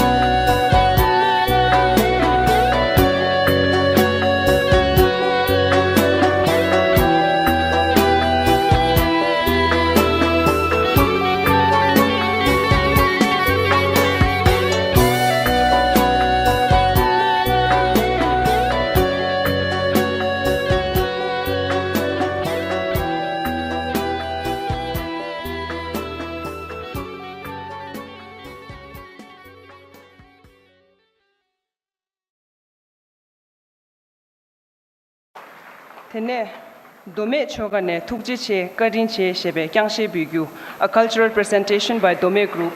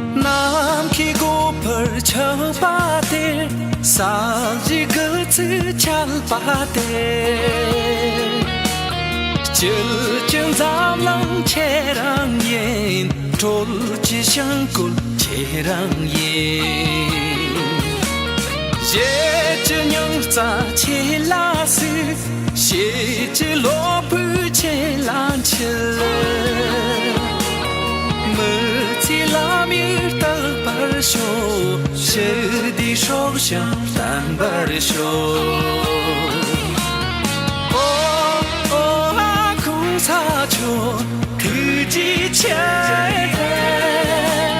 오 가든 채 공사조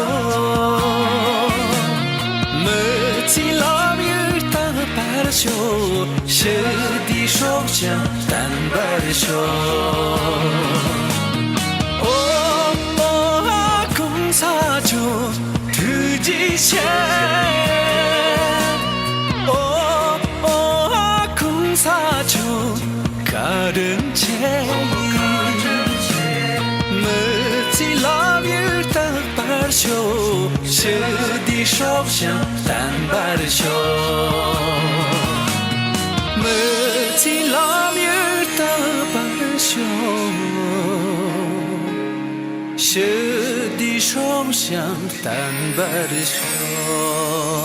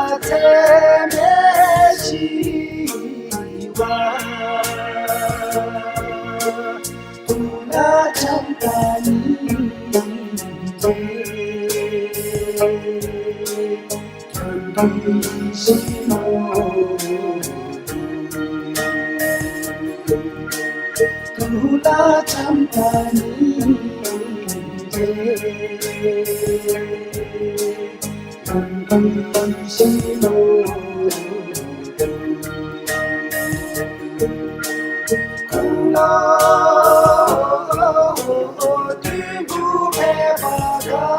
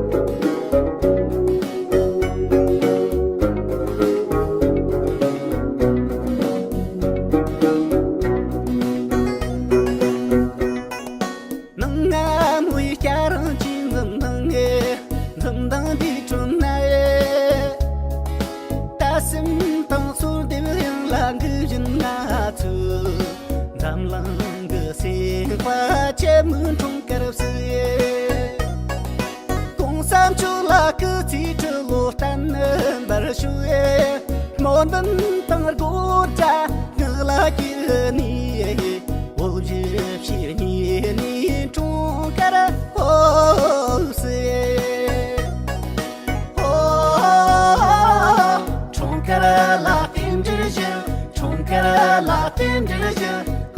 Gawa Tanzu Yanzu Ye Chunkara La Tashi Mondaje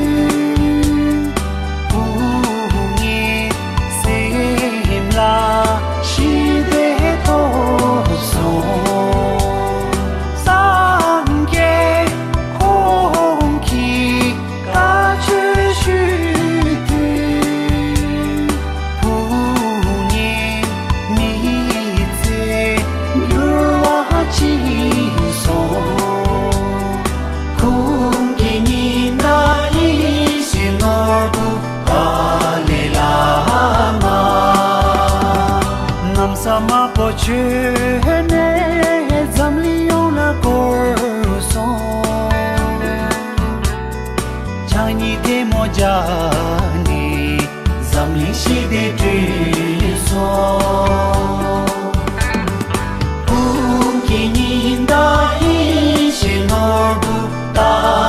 Lama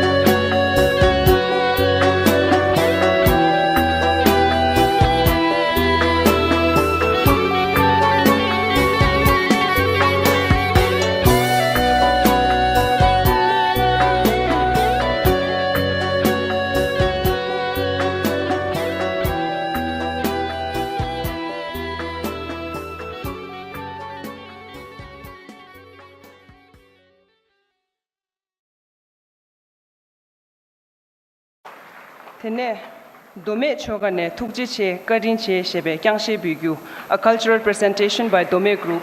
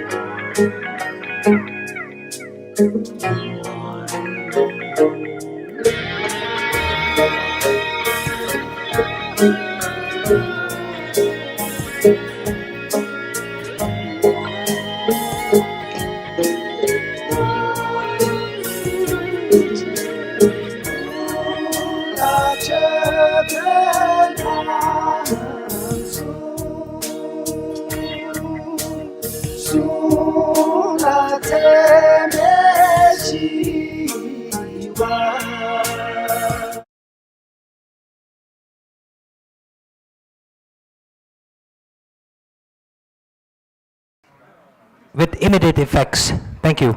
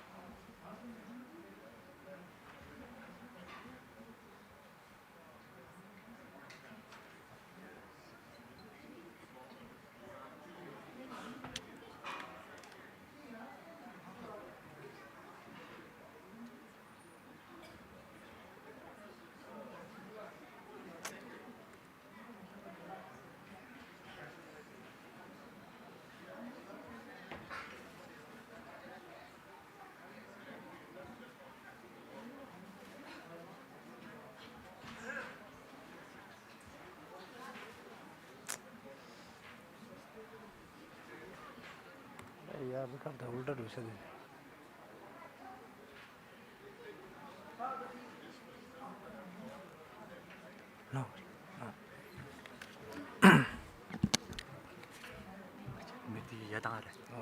Present view kan share. Present view share be.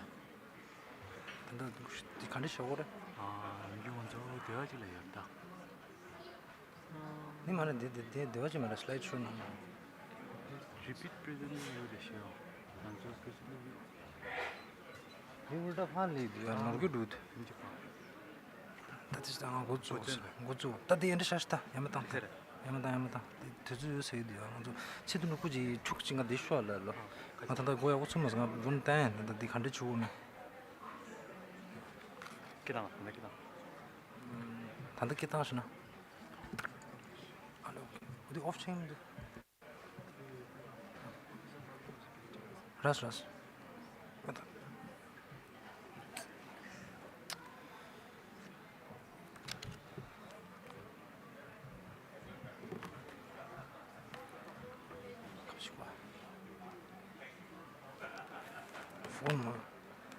어제 눌러. 님도 배는 와라 울달리.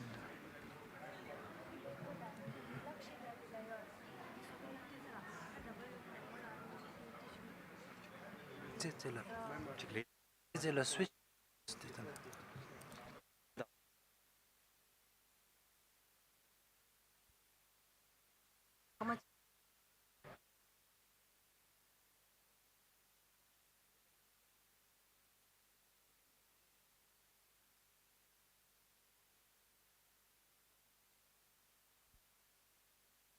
This is the start. You did this julla. Ni la so show.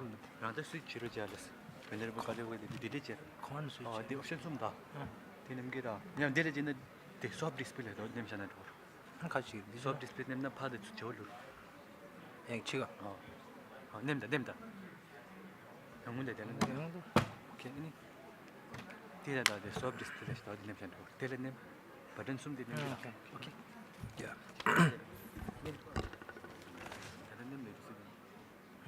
Soft display here. Oh, yeah. Okay. 다 간들. 다 좀 될라도. 아나. 그러면 좀 되는 soft display. Okay. Okay.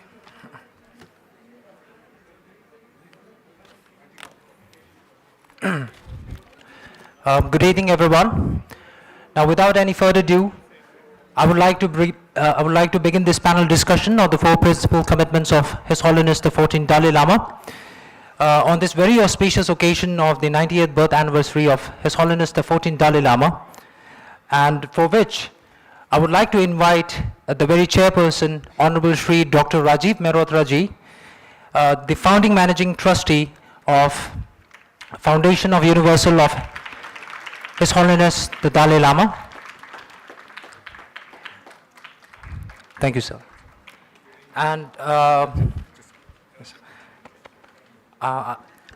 request our esteemed chairperson to kindly have a seat. And with this, I would also like to invite our very distinguished panelists for today's panel discussion on the four principal commitment of His Holiness the 14th Dalai Lama, for which I would like to invite Ms. Neha Bhatia ji on stage, who is from Sea Learning, India. And then we have Ms. Nilakshi Rajkova ji,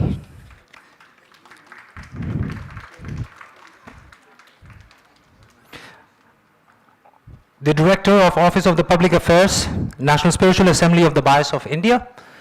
And I would also like to invite our Venerable Professor Kaveri Gilji. I request all the participants to kindly give them a huge round of applause and welcome them. And last but not the least, we have Dr. Kumud Bansali ji, who will be speaking on the fourth principal commitment of His Holiness the 14th Dalai Lama. I request all our distinguished panelists to kindly have a seat.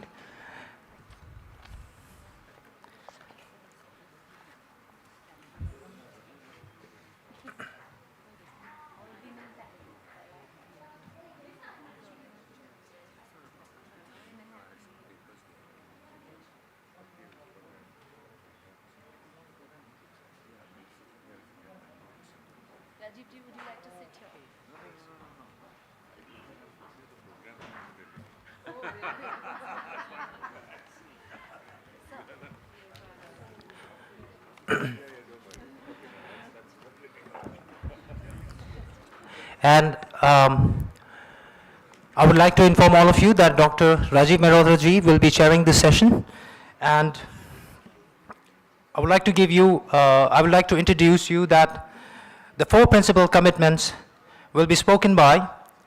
The first principal commitment of His Holiness the 14th Dalai Lama is the promotion of human values, which will be spoken by Ms. Neha Bhatia ji, and then we have Ms. Nilakshi Rajkova ji, who will be speaking on the second principal commitment of His Holiness the 14th Dalai Lama.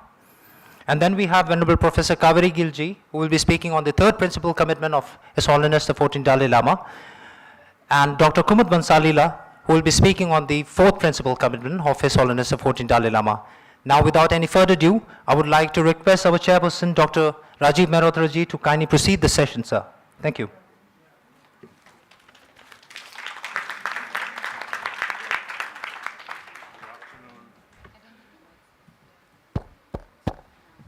Good afternoon.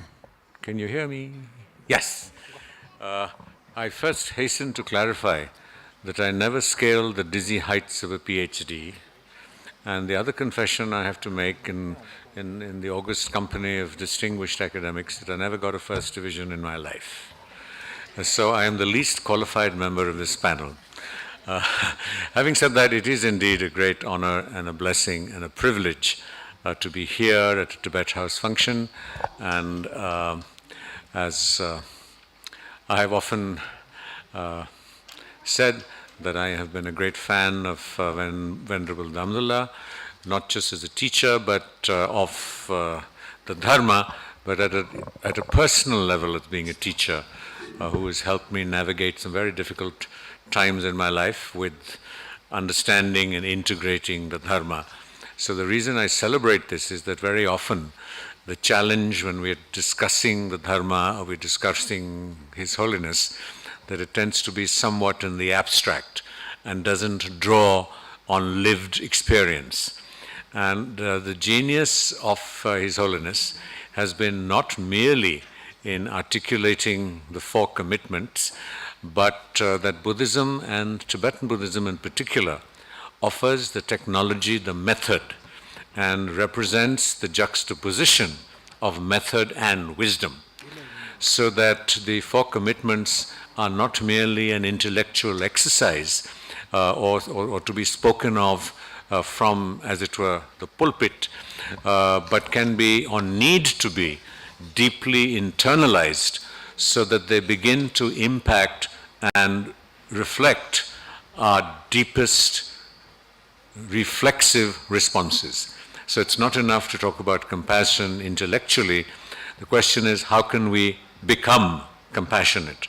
Not enough to just talk about interreligious harmony and talk about it, but how can we actually transform ourselves so that we instinctively, intuitively embrace other religions. And amongst the many sort of achievements and contributions of His Holiness to the global discourse has been his willingness to do that. So today you have a preeminent spiritual master, teacher in the world, and he is the only one of his eminence who has not just the confidence, who genuinely is able to visit a mosque and perform the namaz, and go into a temple and do the arti, or go into a church and sing a Christian hymn, from a position of a willingness to experience what the rituals and practices of that religion represent. So I don't want to go any further other than inviting Ms. Neha Bhatia, and I must be politically correct on these matters. These days, of course, it's very complicated where it's they, the, them. So I'm delighted that I have the ease of just saying Mr., Mrs. or Ms. So thank you. And as you know, we are way behind schedule. So I'm going to be a bit of a taskmaster. Even my pen has disappeared. And at about 8 minutes, I'm going to knock on a glass so that time is running out. So I invite Nehaji to share her thoughts with us.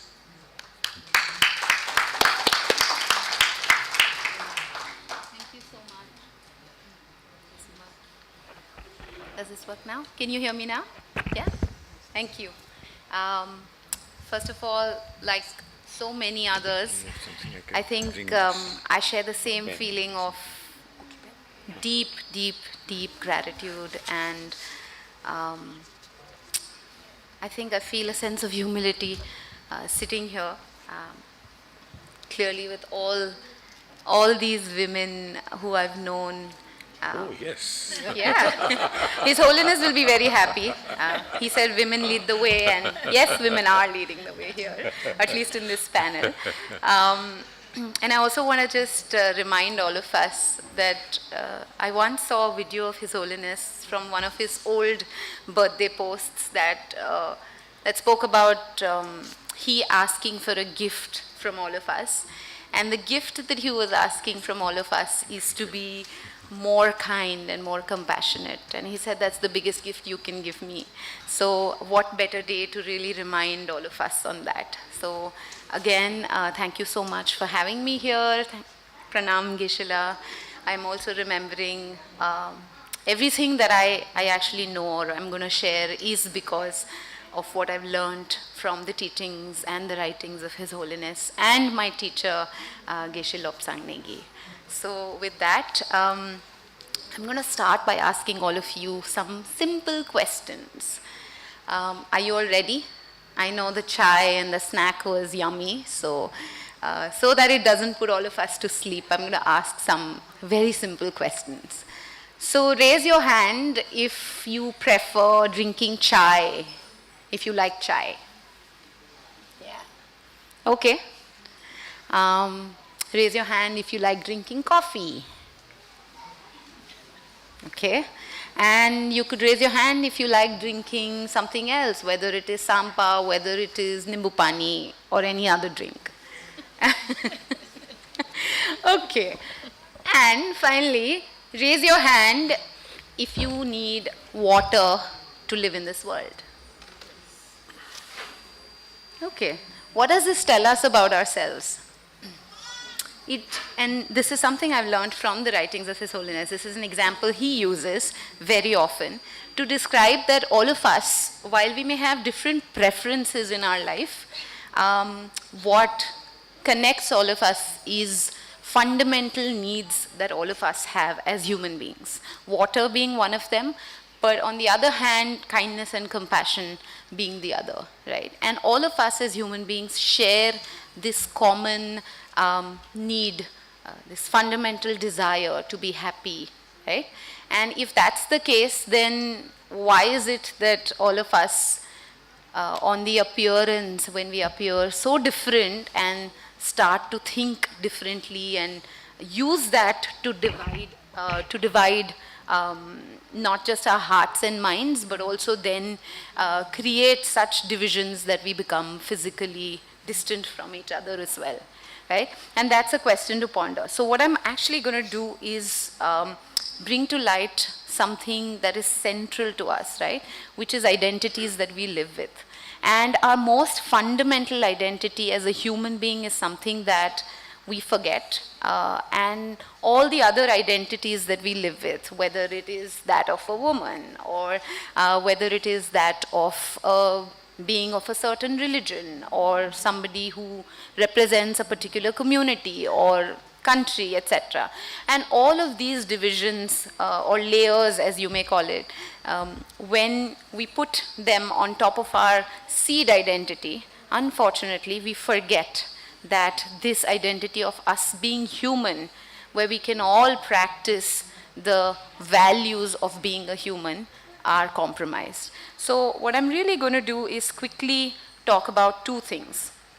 One is how the intersubjective reality or this intersubjective truth of all other identities that we hold, they exist, they're important to us, but how being, this biological identity that is not given to us by anybody, that is because we were born as human beings. And because we were born as human beings, how can we live this identity over any other identity, let's say, that has been constructed by the society that we were born in or we live in, or in our own minds and hearts, right? And if those identities can be learnt, I think our core identity of us being human can also be practiced and be nurtured and cultivated further. So the second thing that I'm really going to talk about is how these identities shape our behavior. Consciously or unconsciously, when we stick to those identities, what happens is either, so if I'm taking the secondary identity of who I am, what happens is I become unaware of how these biases start to play in my own head.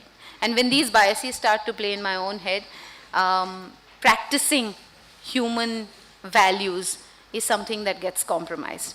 And the other thing that I want to also say, that His Holiness really reminds us that the moment we recognize that we are all same human beings and our wish to be happy, we can begin to truly feel compassion, not just on how we look or what we think about, but for everybody, right?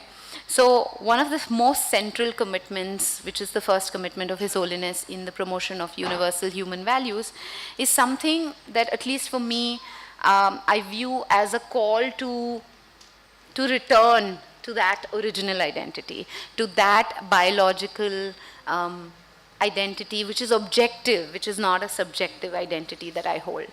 And in remembering this, the first and foremost point of being human is for us to be able to operate from the framework of secular ethics.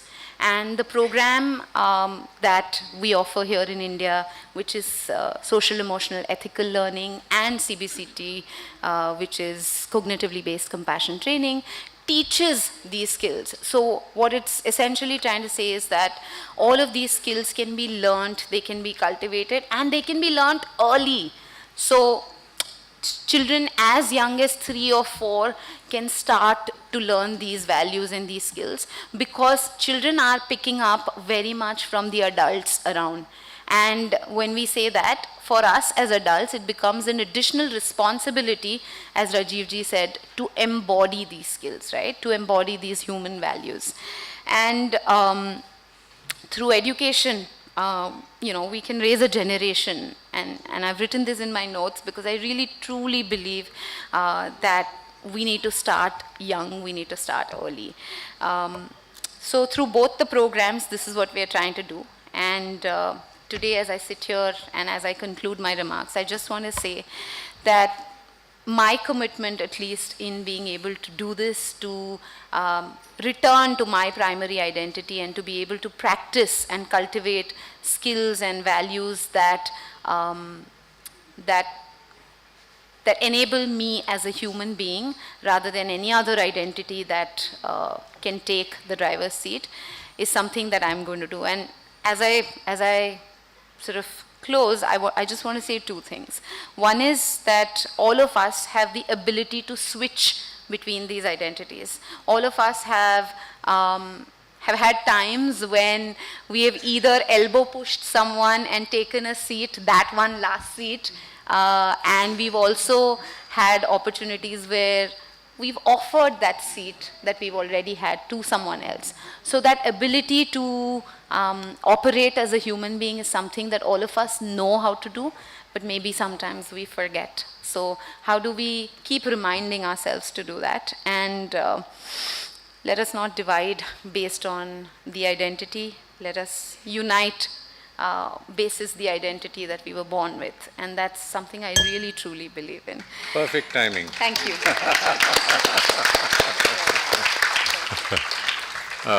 I'm not going to speak a lot between speakers, but just to flag the fact that His Holiness points out that the basis of nurturing universal values is nurturing compassion.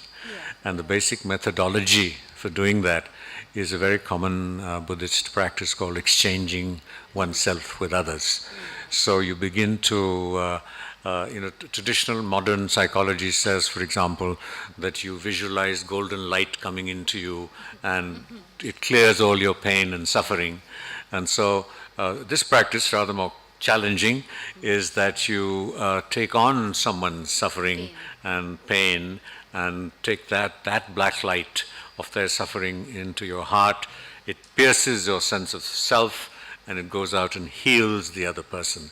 And the sense of piercing the self has great significance in Buddhist ideas, and that is that the more you think of other people, the less you think of the self that suffers. So what is it that can soften the sense of self? So in what the SEAL learning program is really doing is to inculcate that not merely as intellectual knowledge, but as an experiential process. That's, thank you very much, that was brilliant. If I could now invite Nilakashi Rajkovaji. Can I use that? Yes, of course, please. But you must hear the bell when it rings.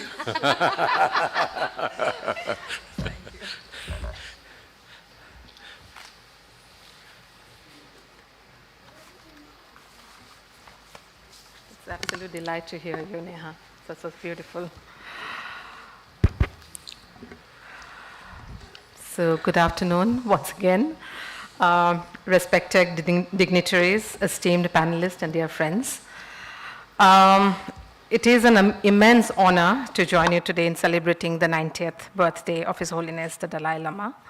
Thank you once again, Jesse Dorji Damdulji, for inviting me on this occasion and delighted to be part of it. I'm going to speak on the second commitment, which is promoting religious harmony, which His Holiness talks about. I'm no expert here, but these are some of the thoughts which I'm going to share, and maybe we all can explore further. So the theme promoting harmony among the world's religious traditions by emphasizing the basic tenets of love, compassion, tolerance, and contentment present in all religious traditions, which is a second commitment of His Holiness the Great Dalai Lama, is one that lies at the heart of India's civilizational ethos. India's unity as a nation is shaped by many factors, but one undeniable force that binds the country together is the spirituality of its people. I'm sure you all will agree with that.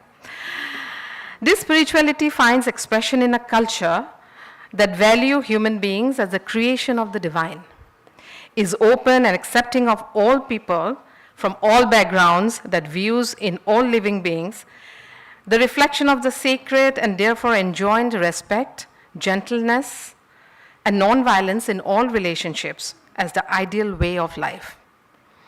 It is this spirit of an all-embracing oneness that is conveyed in the ancient ethos of Vasudeva Kutumbakam. The world is one family.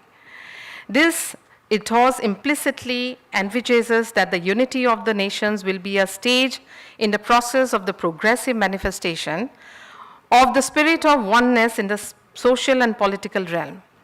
It reaches its fruition when the principles of the oneness of humankind is firmly established in the consciousness of people, and when India and its sister nation across the world unite as one family.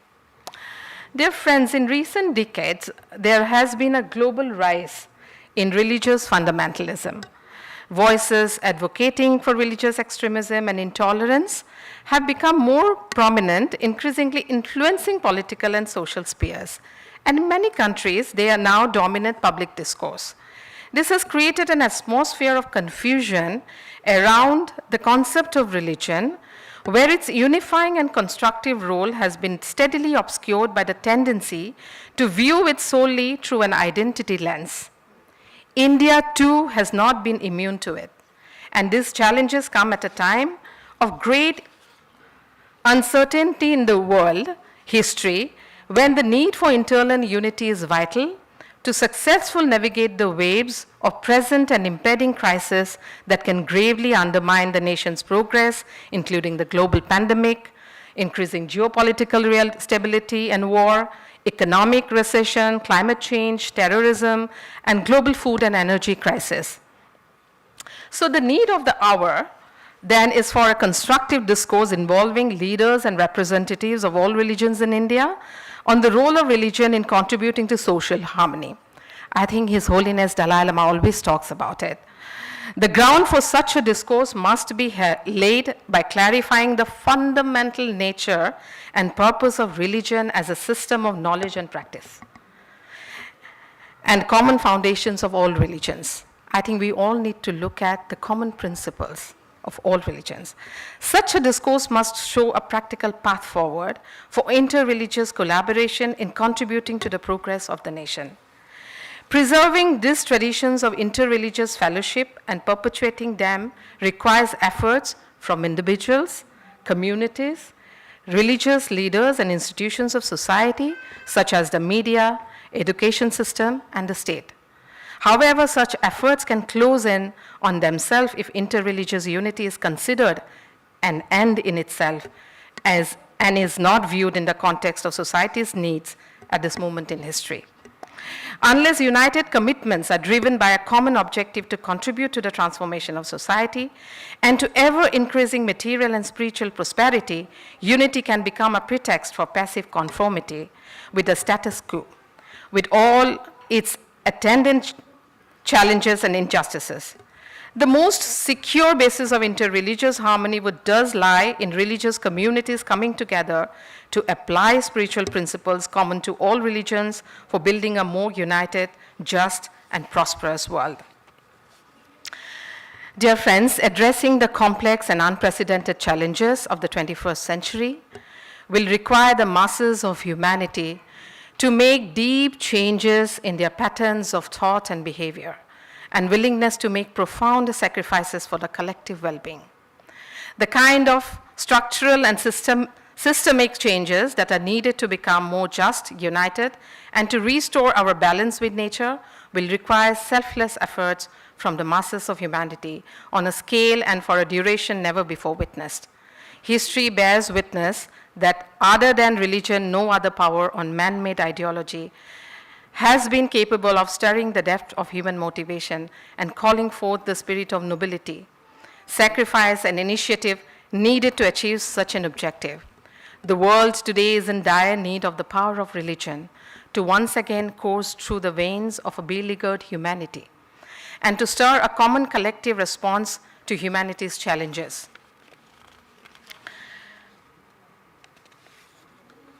Religious leaders have a unique role to play to directing the attention of their congregations to the needs of the world.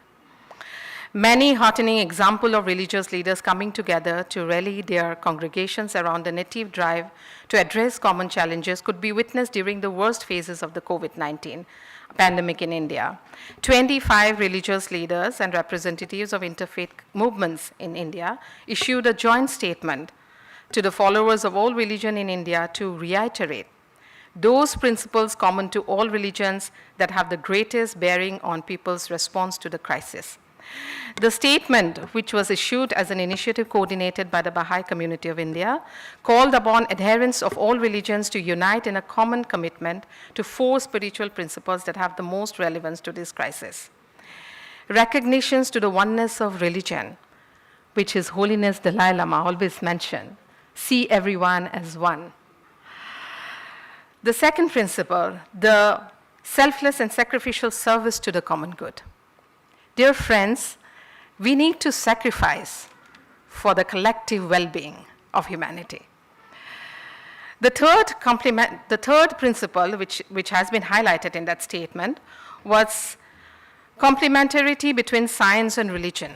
I think this is also one of the important principles that we need to look at about the harmony of science and religion, which His Holiness talks about. Although this was a modest effort, it illustrated the tremendous potential for positive social change that resided in the untapped spirituality of the masses, which faith leaders could come together and channelize for the well-being of all. Dear friends, as I conclude, I'd like to say that let us harness the edifying power of religion towards constructive endeavors that can bring about the spiritual and material prosperity of our nation. In this way, India can truly lead the world morally and contribute to global peace and harmony, assuring its rightful place as a leader in spirituality and interreligious harmony.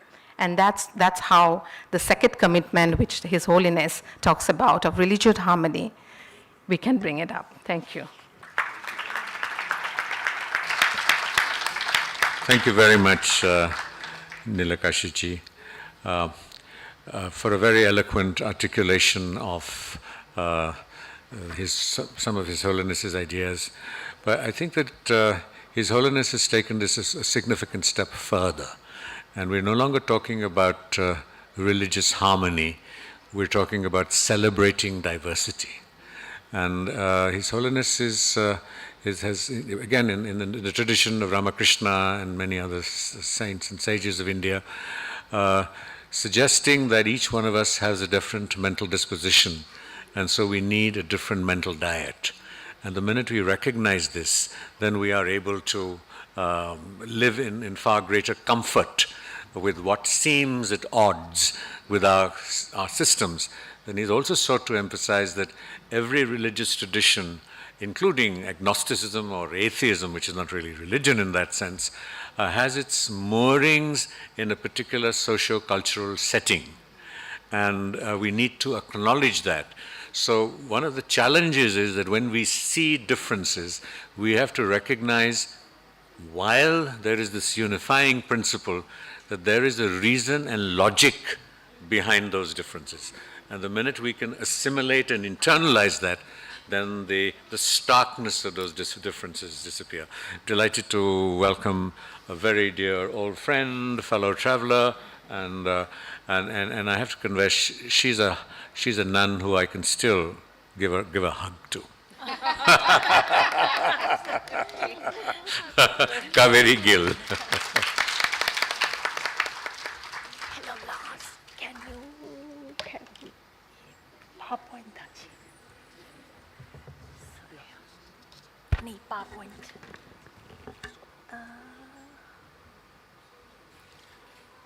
Well spoken. Can you? That was me. That was me saying well spoken.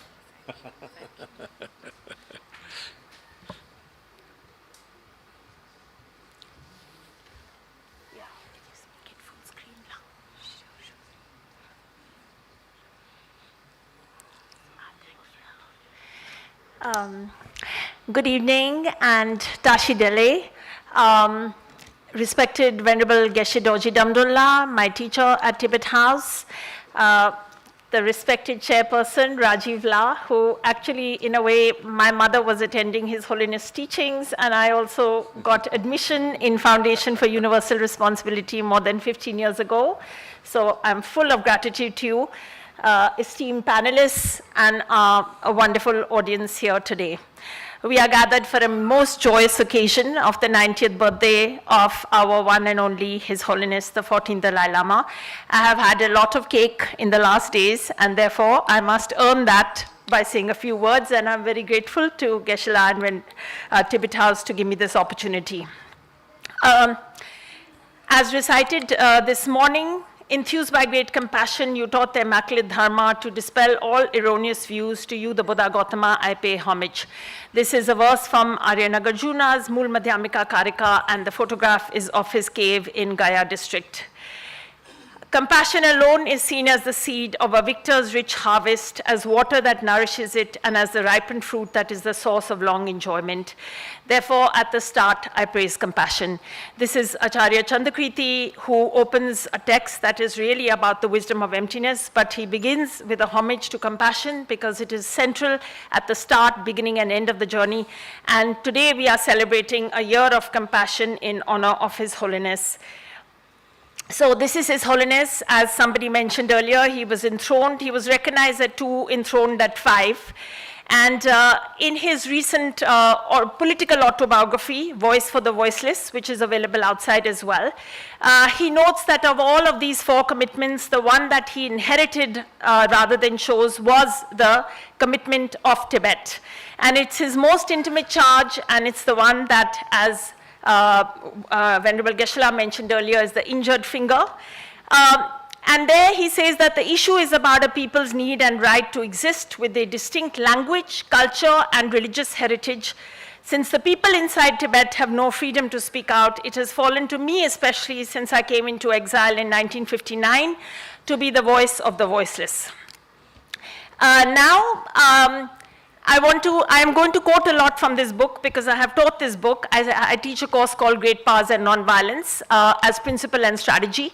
And although it is about China and Tibet, it could apply to many great powers and colonized countries, sadly, today.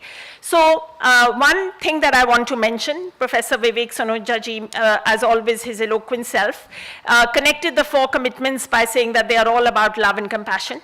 And I would say that that is absolutely very true, and they are all connected to the profound and vast Nalanda philosophy. And we've had wonderful speakers on the first 2 ethics, Neha and Ms. Nilakshi. But we can see here, what I would link them to is that, at the end of the day, they are going to come back to this Nalanda philosophy. The basis of all of these 4 commitments is really rooted in that. And I think the answer that it gives, the solutions that it provides are extremely profound and secular or universal, So that is one point that I want to emphasize. As I'm a teacher of political economy and international relations, I'm just going to show a map of Tibet just to give us an idea of what this landscape looked like and what the subdivisions, territorial subdivisions have been since the occupation by the People's Republic of China. Now, I'll give a brief chronology of His Holiness's life intertwined with the modern history of Tibet. And I do this partly, of course, just to illustrate, his human life, what he has displayed for us, the courage, the commitment. So at 16 years, he takes over as head, which is 2-3 years before the norm. At 19 years, he travels to Beijing to meet a 61-year-old Chairman Mao. And in his free time, he is studying Lamrim Chenmo, Volume 3. And then he is completing his doctoral degree in philosophy at 24 years, which is a degree that takes normally 22 years. He graduates with a summa cum laude, which is the highest distinguishing factor degree for a doctorate, and then thereafter escapes to India. In exile, he recreates the whole of the Tibetan institutions, monasteries, traditional medicine centers, libraries, even the performing and visual arts that we will see later today and also on the 11th. A government in exile is set up, and also he then takes the cause of an independent free Tibet to UN and other Bretton Woods institutions, but it doesn't have so much of an impact for various geopolitical cowardice and other factors. In the 70s, he internationalizes the issue of Tibet and starts imparting teaching internationally across the globe, spreading the Nalanda philosophy everywhere. In the 80s, in a dawning recognition of the prevailing realpolitik, which is even the factor today, perhaps for His Holiness not to be felicitated as the global icon of compassion today, because we are worried about China's power. So in any case, he seeds the struggle for the full independence of Tibet for the middle way approach. Within the Constitution of the People's Republic of China, at 75, he chooses to end a 600-year tradition of the Dalai Lamas of Tibet being both the spiritual and the temporal heads. By choice, he sets up a democracy to set them up to practice for later. And today at 90, His Holiness has just confirmed that the Dalai Lama lineage will continue, and the sole authority for the process lies with the Ganden Podrang Trust. Now, I want to say here that the Dalai Lama is not just the voice of the Tibetan voiceless in Tibet, but he is really the voice of the voiceless across the world. There are so many authoritarian regimes, ruthless totalitarian regimes. And in this, Mao was right when His Holiness escaped into exile and he heard about this, he said, "We have lost." And this is true because His Holiness has lived through 5 different leaders of China with very, very different approaches. And in this book, Voice for the Voiceless, His Holiness talks about subtle and gross impermanence by saying that, although it seems a continuity of PRC, actually what is going on, there is a lot of change happening underneath. And therefore, we can all think that, no authoritarian, totalitarian regimes last forever, and we should think about that. The Dalai Lama is also the progenitor of Mahatma Gandhi. He is a global icon for non-violence. And I say this because I think many of us who are non-Tibetan are not aware to the degree to which he has magnetized and compelled his people through the sheer love they have for him and his moral authority to stick to a non-violent approach. We associate Tibetan culture with the pacifist approach, but traditionally this has not always been true. And when he accepted the Nobel Peace Prize in 1989, he pays a tribute to Mahatma Gandhi. And what I want to point out that the genius that Mahatma Gandhi had to legitimize non-violence as a deliberate strategy of mass politics is something that His Holiness has done, which has gained the Tibetan cause international acclaim. And his recent book is really a manual on non-violent resistance. So anybody else, any other culture needing to follow it, they can look at that.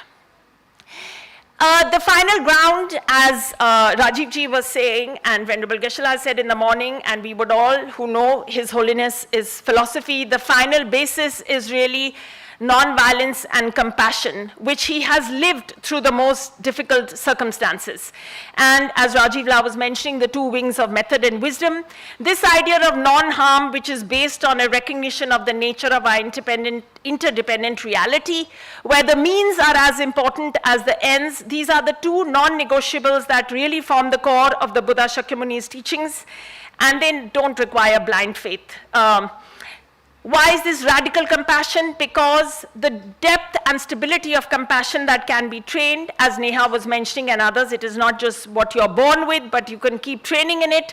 This is something very deep and profound, and it is set apart from the kind of compassion we talk about more loosely. And a fitting illustration here, I would say, has been the way the Dalai Lama has responded to this injured finger of Tibet. That Tibetans continue to follow a non-violent approach in the face of increasing violence and repression by the Chinese state in the form of unconscionable colonial boarding schools, illegal DNA testing, mass displacement, dislocation, arbitrary illegal detentions, pervasive cultural, religious, linguistic, genocidal intent is the power of such Nalanda philosophy that is lived. And, he's able to theorize what Judith Butler and other great intellectuals of the present moment, academics, they are not able to. They also talk about interdependence as being the basis for a global political community, but they don't know how to theorize it, and His Holiness has done it and lived it. And very bravely and courageously, he has also moved from a position of requesting complete independence to the middle way approach. And this is again an application of this Ume Lam, because it is also taking into account the interests of the opposition. So as everybody mentioned, the first panelist, Professor Lalpuraji, I think he spoke about Guru Nanak. Living the truth is very, very difficult, and His Holiness has showed it through the most challenging conditions of his life. So, I'm sure that I'm going to get a bell any minute. Coming to the ecology, ecology of Tibet, this is not Tibet's problem. Because if we look at this, if we look at, geopolitical warfare, you see the rivers of Tibet feed the whole of Asia. You see that the dams, like the way that can be used in geopolitical warfare. And finally, this greenwashing, right? All these so-called Teslas and other the lithium mining is happening in Tibet. So this ecological picture and the third pole of the world is critical not just to Tibetans, but to all of us. And of course, as I would say, the imperial ambitions of China today, they are going to Taiwan and many other places. Therefore, Tibet's experience should be a lesson for the world. So finally, as His Holiness, many people have mentioned, he through all of this smiling approach, he says that Tibet is an existential crisis, and therefore it's something that they don't have the luxury of giving up. And he says, he concludes his book by saying that although at some times maybe there was a genuine wish, but there was never the courage nor the necessary political will to do the right thing on the part of the Chinese leadership. And this is a massive lost opportunity, because in his lifetime to come to some kind of when he has offered every kind of olive branch, this is something that is a great lost opportunity, which the 200 million Buddhists in China and of course Tibetans and the rest of the world will always hold them accountable for. But His Holiness ends with an appeal to Tibetans. He says, if you fall 9 times, you get up 9 times. This is His Holiness. He makes an appeal to India, his hosts, that they should always support in the future as they have supported him, and to his Chinese brothers and sisters, which is also a testament to how you can overcome some of the most very difficult things of life. So in the end, he's always thinking of the long term. And I will say today that later, we are going to see performances from young Tibetans. I think the seeds of Tibet have come up in a wonderful, beautiful way. There are young Tibetans across the free world. They are superb academics, activists, artists, every kind of, and I think history has to judge the victors over a very long scale. So in the end, I will say Tunkar Tashi Delik to His Holiness with prayers for him to live long and a very, very happy birthday. Thank you. Thank you, Kaveri, for that very heartfelt overview of His Holiness's life and strategies on behalf of Tibet. I think that there in modern political theory, there is emerging a very interesting speculation. His Holiness has simultaneously argued, and I think with equal emphasis, for the preservation of Tibetan civilizational heritage. along with the geographic political autonomy within the structures of the Chinese state. And it is in this aspect of the civilizational heritage that can this civilizational heritage survive without land, without borders. And the remarkable success story of His Holiness has been that he has managed to do that. That he is a leader without a country. He is a leader who has led a refugee community living in exile, who have retained their identity and remained welcome by their hosts. So the idea of Tibet is not merely the geographical boundaries of Tibet, but something much larger and significant than that. And I think this will be the challenge for the human species, in a sense, if we manage to physically survive in the coming decades. Thank you. That was very eloquent and wonderful. And to Dr. Komod Bansali.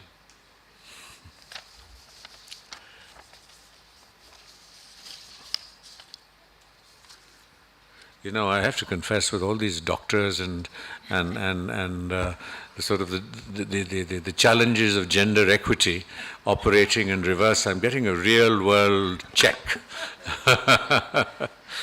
Please. Thank you. Very good evening, everyone. It is indeed a rare honor and privilege to be here for this very momentous occasion, the 90th birthday celebration of His Holiness the Dalai Lama. To be in the presence of such an esteemed chair, panelists, guests, the monks, is nothing but a joy and privilege for me. Before I begin in earnest, I want to thank my teacher, Venerable Geshe Dorji Damdula, for this opportunity.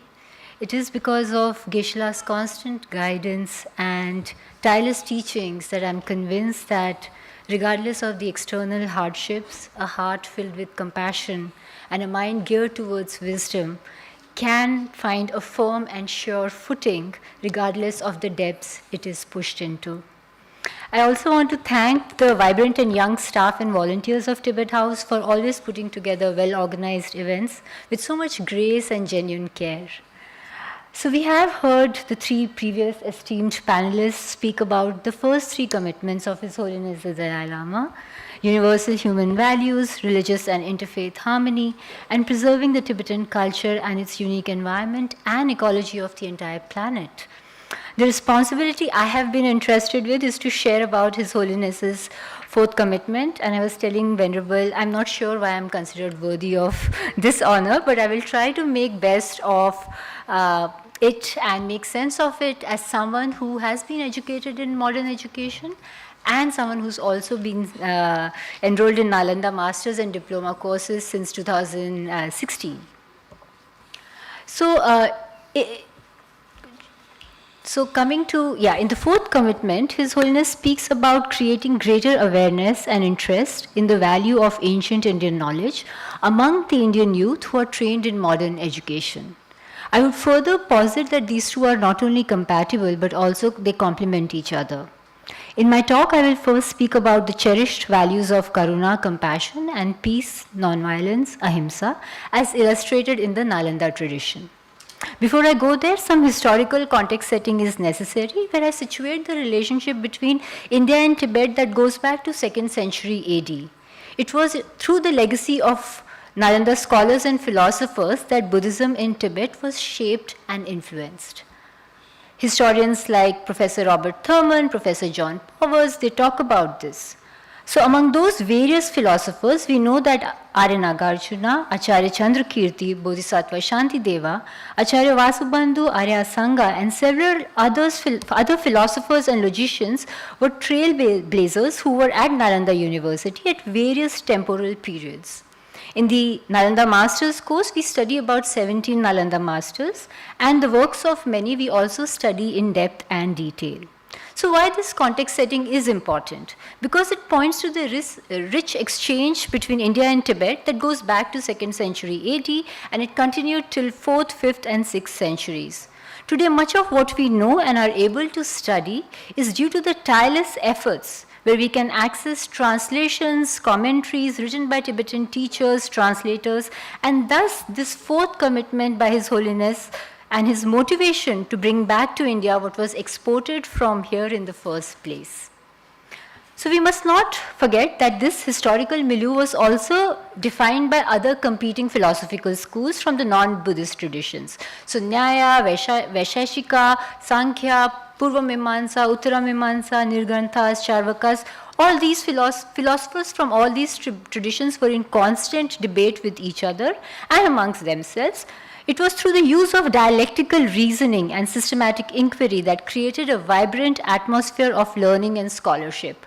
This is what the development economist Amartya Sen, who also won a Nobel in economic sciences, calls the argumentative Indian tradition. Here, arguments are based on systematic reason-based inquiry. Further, if we look at the four tenet systems of the Buddhist, these are not religious but philosophical views that are debated, contested, rejected, and accepted based on proof. These are theories, these are worldviews. As someone trained in research methodology in the social sciences, it is akin to asking whether someone is a positivist, constructionist, or an interpretivist. The idea is not to create direct parallels, but to illustrate a point about the academic nature of these tenets. These views, when applied to understand one's own psychological realities, would create the condition to view oneself in a reason-backed manner. So after setting up this context, in the next part, I will speak about two philosophers in particular whose works have deeply influenced me, Arya Nagarjuna and Bodhisattva Shantideva. I will invoke some of their teachings in the context of compassion, karuna, and peace, nonviolence, or ahimsa. Arya Nagarjuna is known as the founder of the Madhyamika or the Middle Way school and is recognized for his teachings on emptiness and for the root text Mool Madhyamika Karika. However, in this presentation, I will expound on Arya Nagarjuna's lesser-known works, which come in the form of an epistle and advice to his friend, who's a king. Two such texts engaged my attention, and currently I'm reading and working through this text on some ideas related to Buddhist economics. One is Shrihalekha, or Nagarjuna's letter to King Gautamiputra, and the other is Ratnavali, or Nagarjuna's precious garland. Both these texts give instructions on the basics of Buddhism and good advice about how to conduct one's individual and social life. Ratnavali is about organizing the affairs of a nation. It also contains some instructions regarding the ultimate truth of emptiness, which the Shrihalekha only mentions once. Both texts could come under what we call advice literature nowadays, or more commonly self-help books, although for kings in those days, but I think considering the standard of living that we enjoy nowadays, these are books that lay people in today's context could also refer to. So now I focus on karuna, compassion, which is defined as the wish for all sentient beings to depart from suffering and the causes of suffering. But to have this thought is not enough, and we all have reiterated that, said that. What does it mean to internalize it? So it is the constant studying, reflecting, and meditating that through which one can gain conviction and create an actual practice.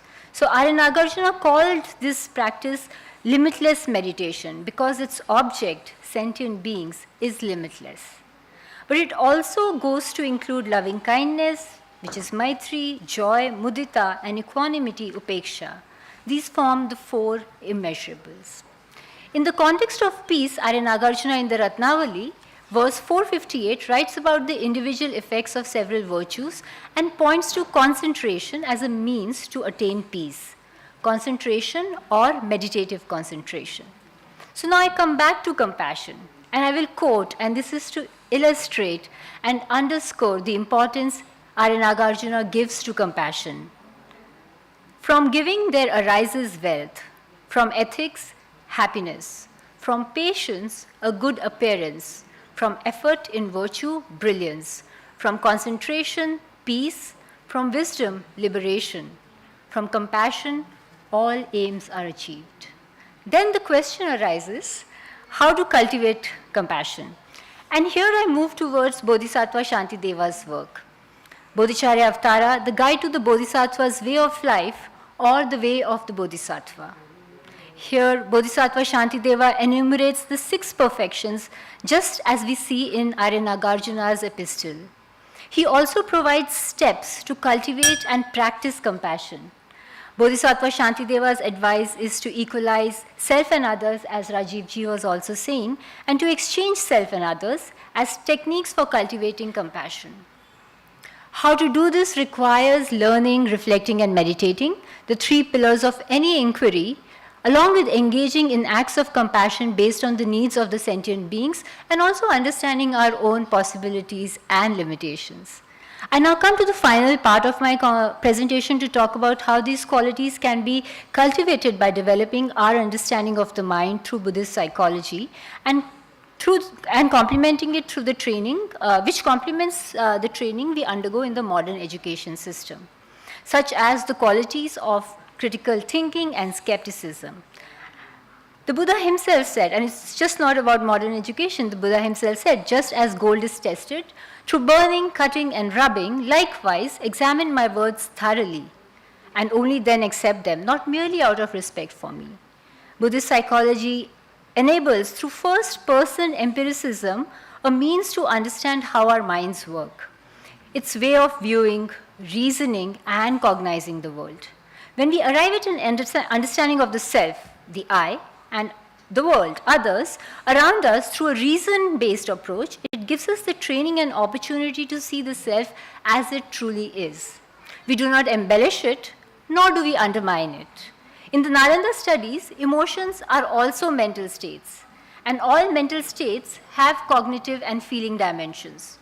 In fact, out of the 5 omnipresent mental factors in Buddhist psychology, attention, discrimination, or discernment, contact, attention, discrimination, or discernment, feeling, and intention, we see that feeling is always present.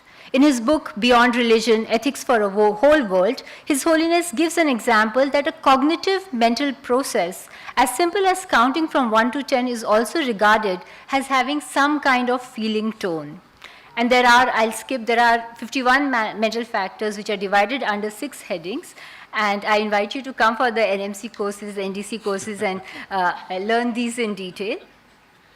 So what I want to say, and I will conclude now, with the understanding of our mind, we have the ability to become a mini lab of our own and to observe ourselves. Combining these teachings become particularly possible and compelling because of the leaps in research in several fields of modern education that can provide a basis for our conviction and also create room for dialogue and conversation across these two. An example I want to illustrate before closing is the text I am reading currently, The Age of Empathy by Frans de Waal, who is a Dutch biologist living in the United States. In the text, he points to the evidence from evolutionary biology and anthropology that focuses on the biological and evolutionary basis of kindness and empathy and debunks theories that exaggerate competition and survival. That we are cooperative and interdependent beings is something to recognize at all times. By recognizing our common humanity and appreciating interdependence, we can envisage a flourishing ethical self that is grounded on compassion for an empathetic engagement in a shared world where community well-being and self and others can become cherished goals. Thank you so much for your attention, and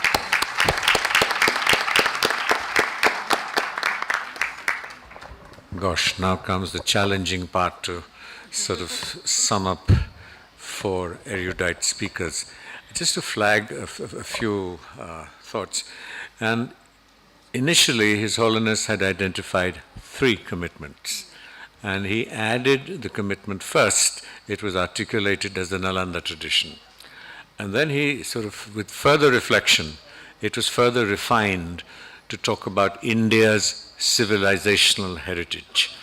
And I think there's great significance in looking both at the idea of Tibetan civilizational heritage and India's civilizational heritage as opposed to Tibetan Buddhism or the dominant tradition in India of Hinduism. So we're really talking about something much deeper than that, which is civilizational, which brings together a great diversity of elements, that homogenize in some ways to become a heritage. And it's important to sort of remember that, of course, His Holiness started with the idea of the Nalanda tradition and has often described India as the guru and the Tibetans, the chelas, and unworthy chelas like me say, well, now the Tibetans are the gurus and we are the chelas. And I think there is great truism in that, because we mustn't forget that when Buddhism traveled to Tibet, it didn't travel as happened conventionally, which means the scriptures or the word traveled. So you had Nagarjuna and you had all these sort of practitioners who traveled to Tibet. And so it was the method and the wisdom that traveled to Tibet. And the Tibetans, just as the sages did when they were evolving the Sanskrit language, evolved the Tibetan language in order to accommodate the challenges of the non-conceptual experiences that these methods and practices yielded. And an aside to that is that His Holiness often talks about this. He said when the Buddha was dying, he told his followers that my word, W-O-R-D, underlined, hyphen, bold, is not final. You must test my teachings to reason, logic, and experience. And what that did for Buddhism in particular and to India's civilizational heritage was that Buddhism became evolutionary, because it was not frozen with the teachings of the Buddha, and there came several teachers and masters who were offering methods, insights on perspectives on what was a non-conceptual experience. And why this is important, and that is where meditation operates, beyond, of course, training the mind to concentrate in mindfulness or what have you. So what meditation is giving us is the non-conceptual experience which cannot be articulated. And a very simple example is that, we talked about who likes tea and who likes coffee. Now, unless we have tasted tea, we cannot describe the taste of tea. So how are we going to describe an experience of realization or insight or wisdom unless we have taught the method so people can experience it and know we're talking about the same thing? So what His Holiness is really referring to was the genius of this civilizational heritage. Indo-Tibetan is what we use now rather than just Indian, India's civilization heritage, that it offered the most sophisticated mind training techniques in human history amongst the human species. And that is the core of India's civilizational heritage, enriched and returned to India by the Tibetans. So I think there is a deep sense of gratitude that we in India should feel, and I think many of us do feel, that it is the Tibetans who have preserved the core, even if in a Buddhist manifestation, of our civilizational heritage and returned it to India. And the pegs of it, two pegs have been talked about a lot. And of course, we've talked about interdependence and we have talked about compassion, but we haven't talked about impermanence. So the pillars are really impermanence, interdependence, compassion, and, which is somewhat more difficult, esoteric, but nonetheless there, is the idea of shunya, of the emptiness of inherent existence. So these are is the cornerstone of both the philosophy and the aspirations of practice. And so we are really grateful to Tibet House, for the courses they conduct, and this is precisely the core of what you will learn if you do this excellent program that Tibet House has initiated, and not just the conceptual framework, but the experiential one. So our deep gratitude to Tibet House and the wonderful team that have organized this event, which has given us just a glimpse of the enormity of what His Holiness's vision, philosophy, and teaching is. And as someone who's sort of been around his shadow for almost 40 years, what can I say? That here is the man at the deepest recesses of his being, who, to use the euphemism, walks his talk. And there are so many, and I'm just going to allude to them because they're so unique, that here is a man who he hasn't arrived.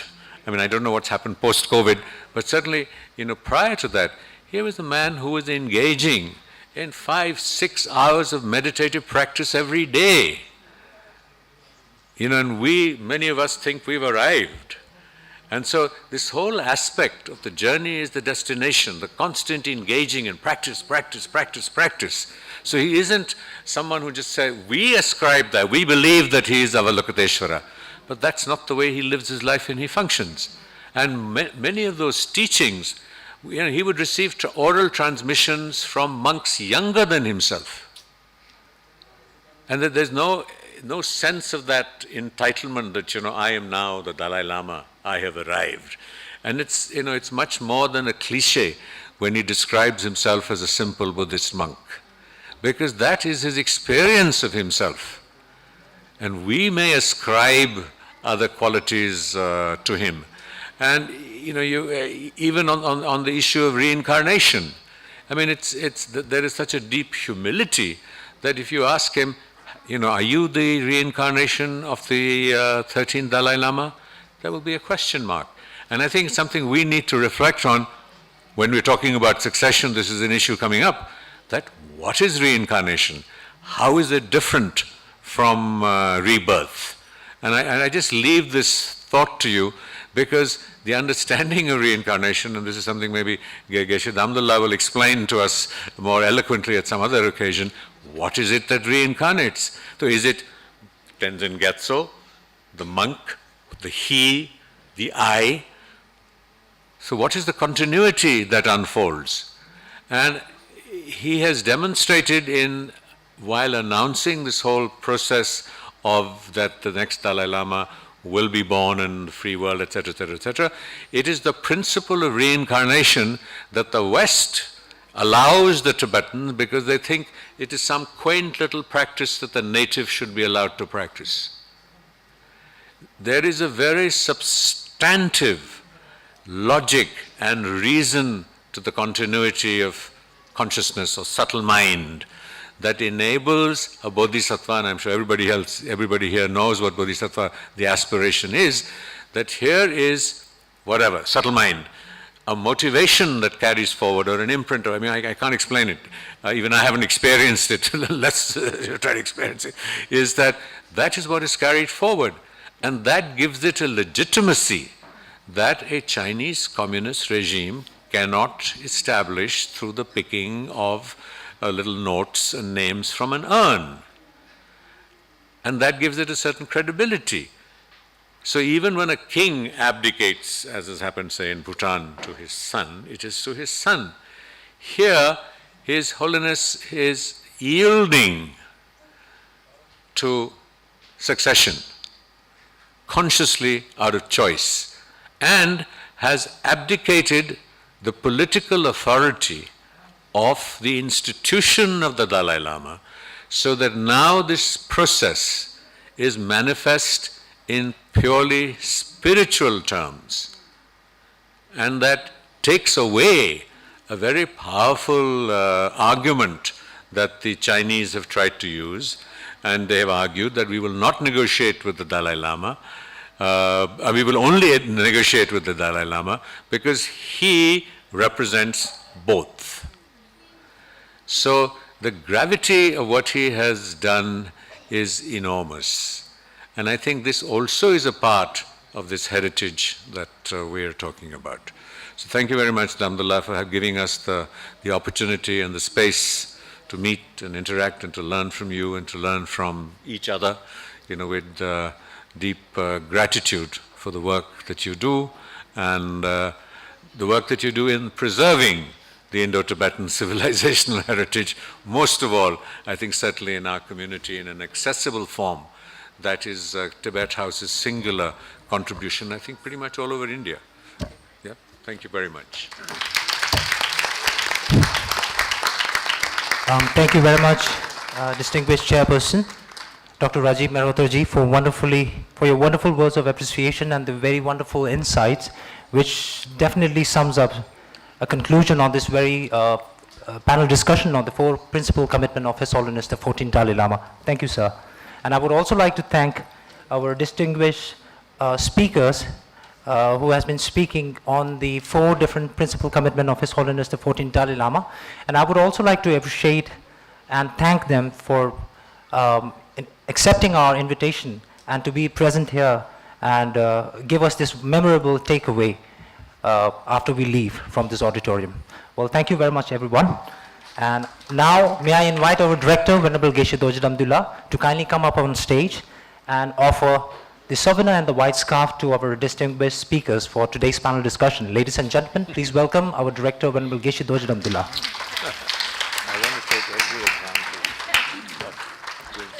First, we have Ms. Neha Bhatia ji. First, we have our chairperson for today's panel discussion, Dr. Rajiv Mehrotra ji. Ladies and gentlemen, a huge round of applause for Dr. Rajiv Mehrotra ji. And then we have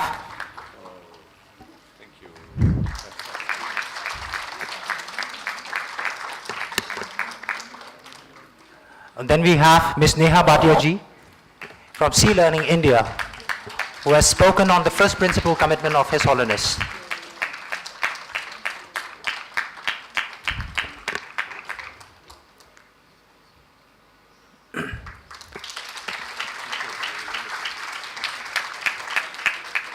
We have our second speaker, Ms. Nilakshi Rajkova ji, the director of the Office of Baha'i, India,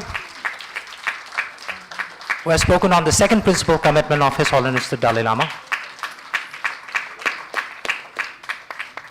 And then we have our Venerable Professor Kaveri Gilji, who has spoken on the third principal commitment of His Holiness the Dalai Lama. Ladies and gentlemen, a huge round of applause. And last but not the least, we have Dr. Kumud Bansali ji, who has spoken on the fourth principal commitment of His Holiness the Dalai Lama. Ladies and gentlemen, a huge round of applause for all the speakers and the chairperson for today's panel discussion. Thank you. Thank you very much, Chairperson sir, and our distinguished speakers. And may I request them to kindly grab their seat, because we'll be now proceeding with the very most awaited element of today's 90th birth anniversary celebration of His Holiness the 14th Dalai Lama, for which we have invited Tibetan children from the Tibetan Children's Village School from Majnu Katila. So they'll be performing a group dance which is called Tashi Chupa. So I would request all of you to kindly stay patient while we organize the stage. Thank you.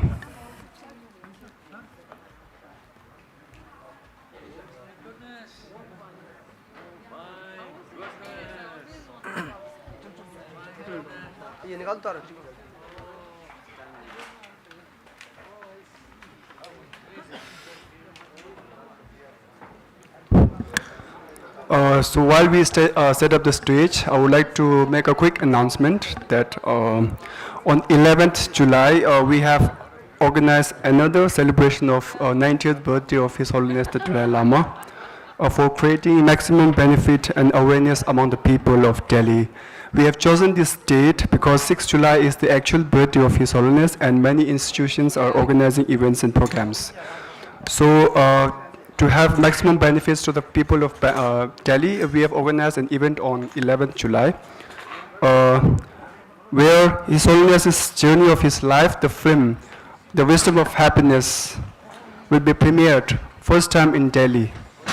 Wisdom of Happiness is a film by Barbara Miller, Philip Delacroix, Manuel Bauer in collaboration with Richard Gere and Oren Moorman, a deeply intimate and unique documentary in which 89-year-old Dalai Lama speaks directly to the camera about inner peace, happiness, and potential for a peaceful and happy 21st century.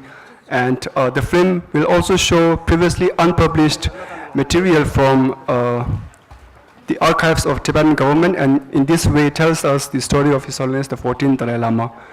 We are also organizing a rich and professional cultural performance by the artists from Tibetan Institute of Performing Arts from Dharamsala for the people of Delhi. Except for closed-door event, Tipa has never performed in a public event for over a decade in Delhi. So the registration are available in our website, www.tibethouse.in. So kindly reserve your seats for the 11th July, as the seats are limited. Thank you.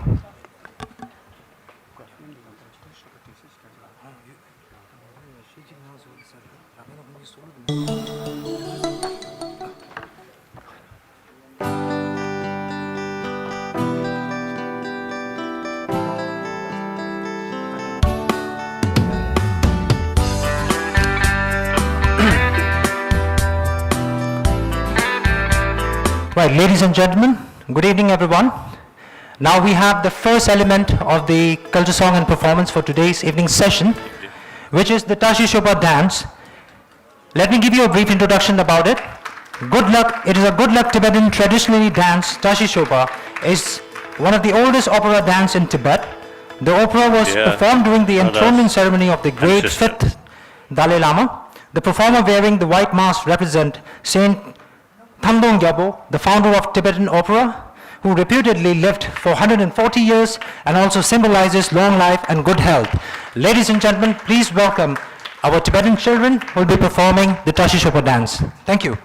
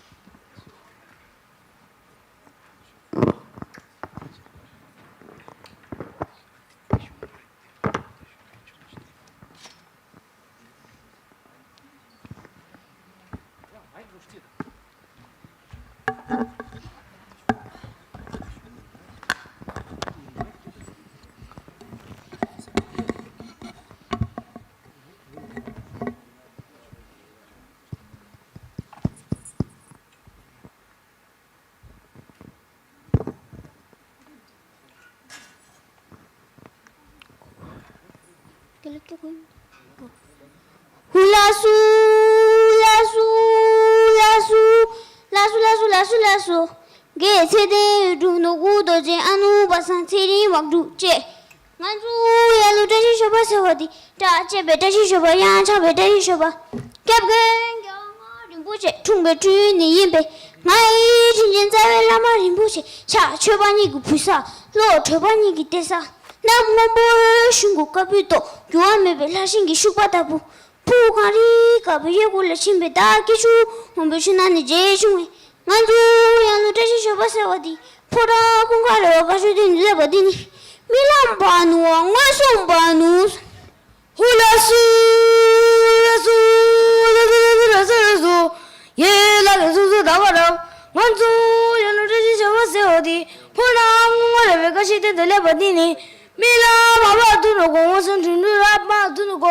Shasha magi gyari la thigo je mi dupe sento gyani mi go baleta bulire dugo hulasu lasu lasu lasu lasu lasu lasu tena ni guna nganju ya luri je basodi tu dalu gyaga stu du supupilne tu sa tu ke da joran sa me gyaga to de kep ge gyaga tamje ke shi sikpa chembocho noli ke sa podangi se du tembo shapsu khune nganju ya luri je basodi Pura kungare wakashu ting du re pa kya singe tap do me tashi mendo shu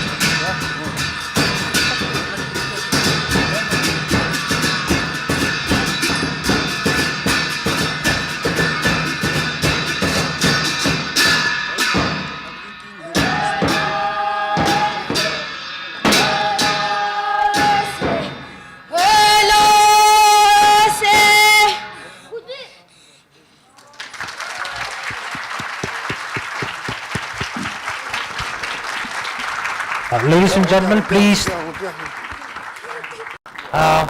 They are the students from 4th and 5th standard from TCV Majnu Katila. So once again, I request all of you to give them a huge round of applause for their wonderful dedication. Thank you. And now we have a Tibetan remix song which is going to be performed by our Tibet House staff. And the name of the song is Payu Tembe remix. So it is a very popular song, and I'm sure you guys are really going to enjoy it. Thank you very much.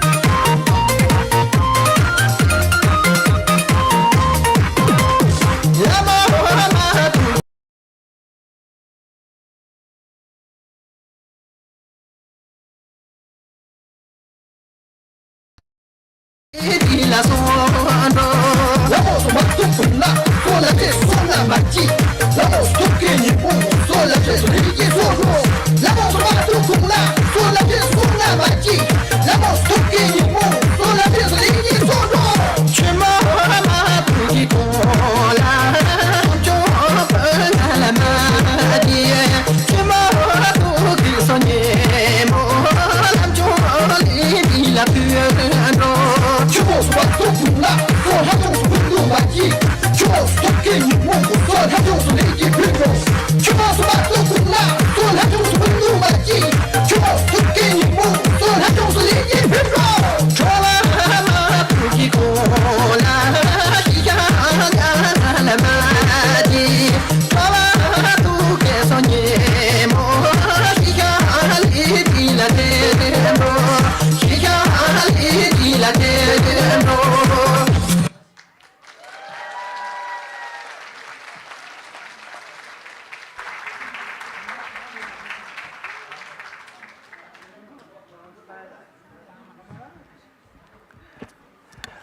Thank you very much, Mr. Tenjin Lopsala and Ms. Pema Duenla. Now we have the third element of this culture performance, which will be done by the very young and beautiful, charming ladies of Tibetan Children's Village of Majnu Katila. And the name of the song is Potang Potala. Ladies and gentlemen, please welcome them with a huge round of applause.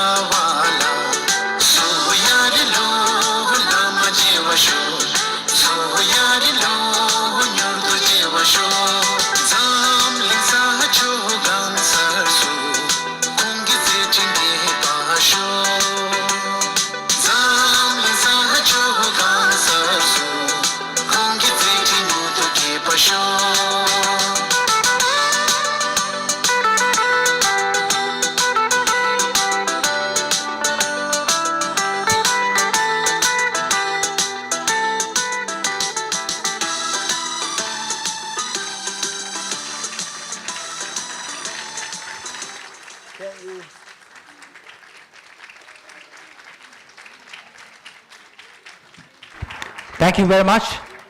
Now, the very last element of today's evening session will be a dance performance with the traditional guitar of Tibet.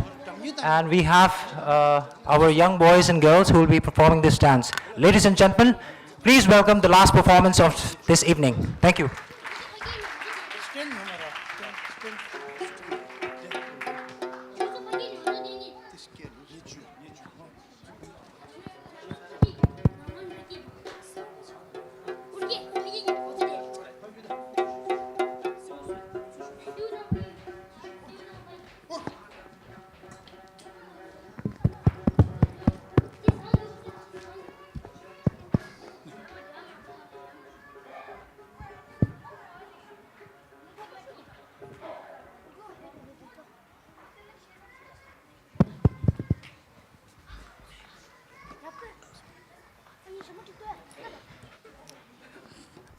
Ladies and gentlemen, the name of the song is Sharse Potala.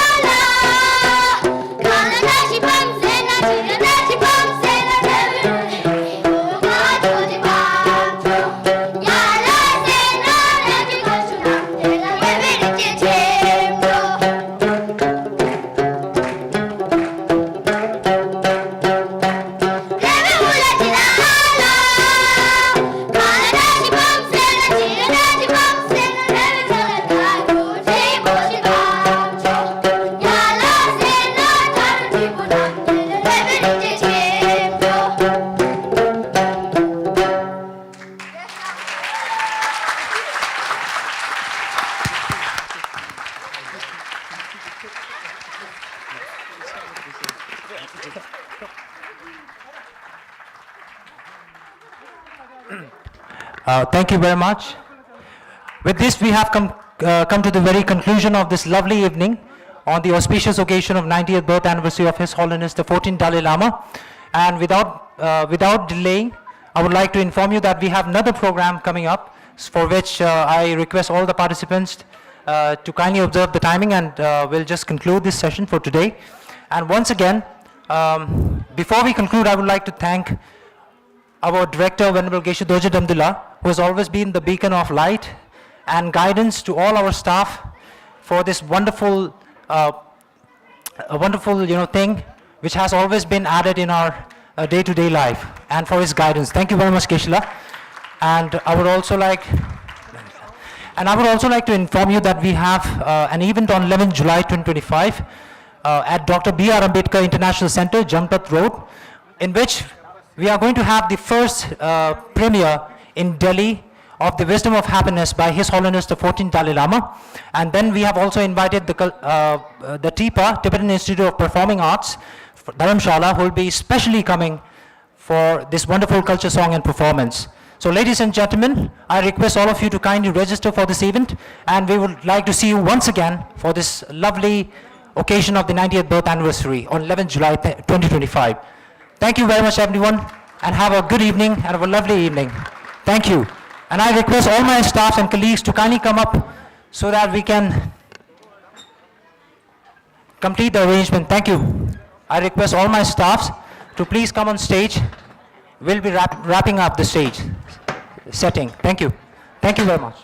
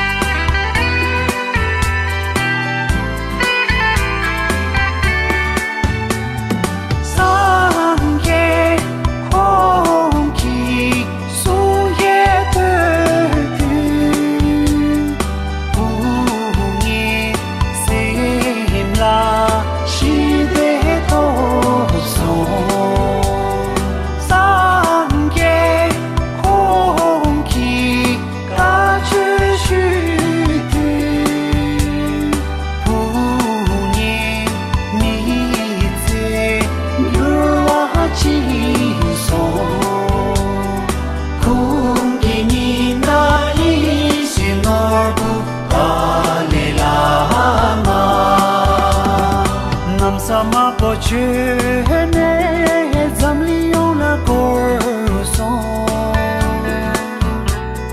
chani te moja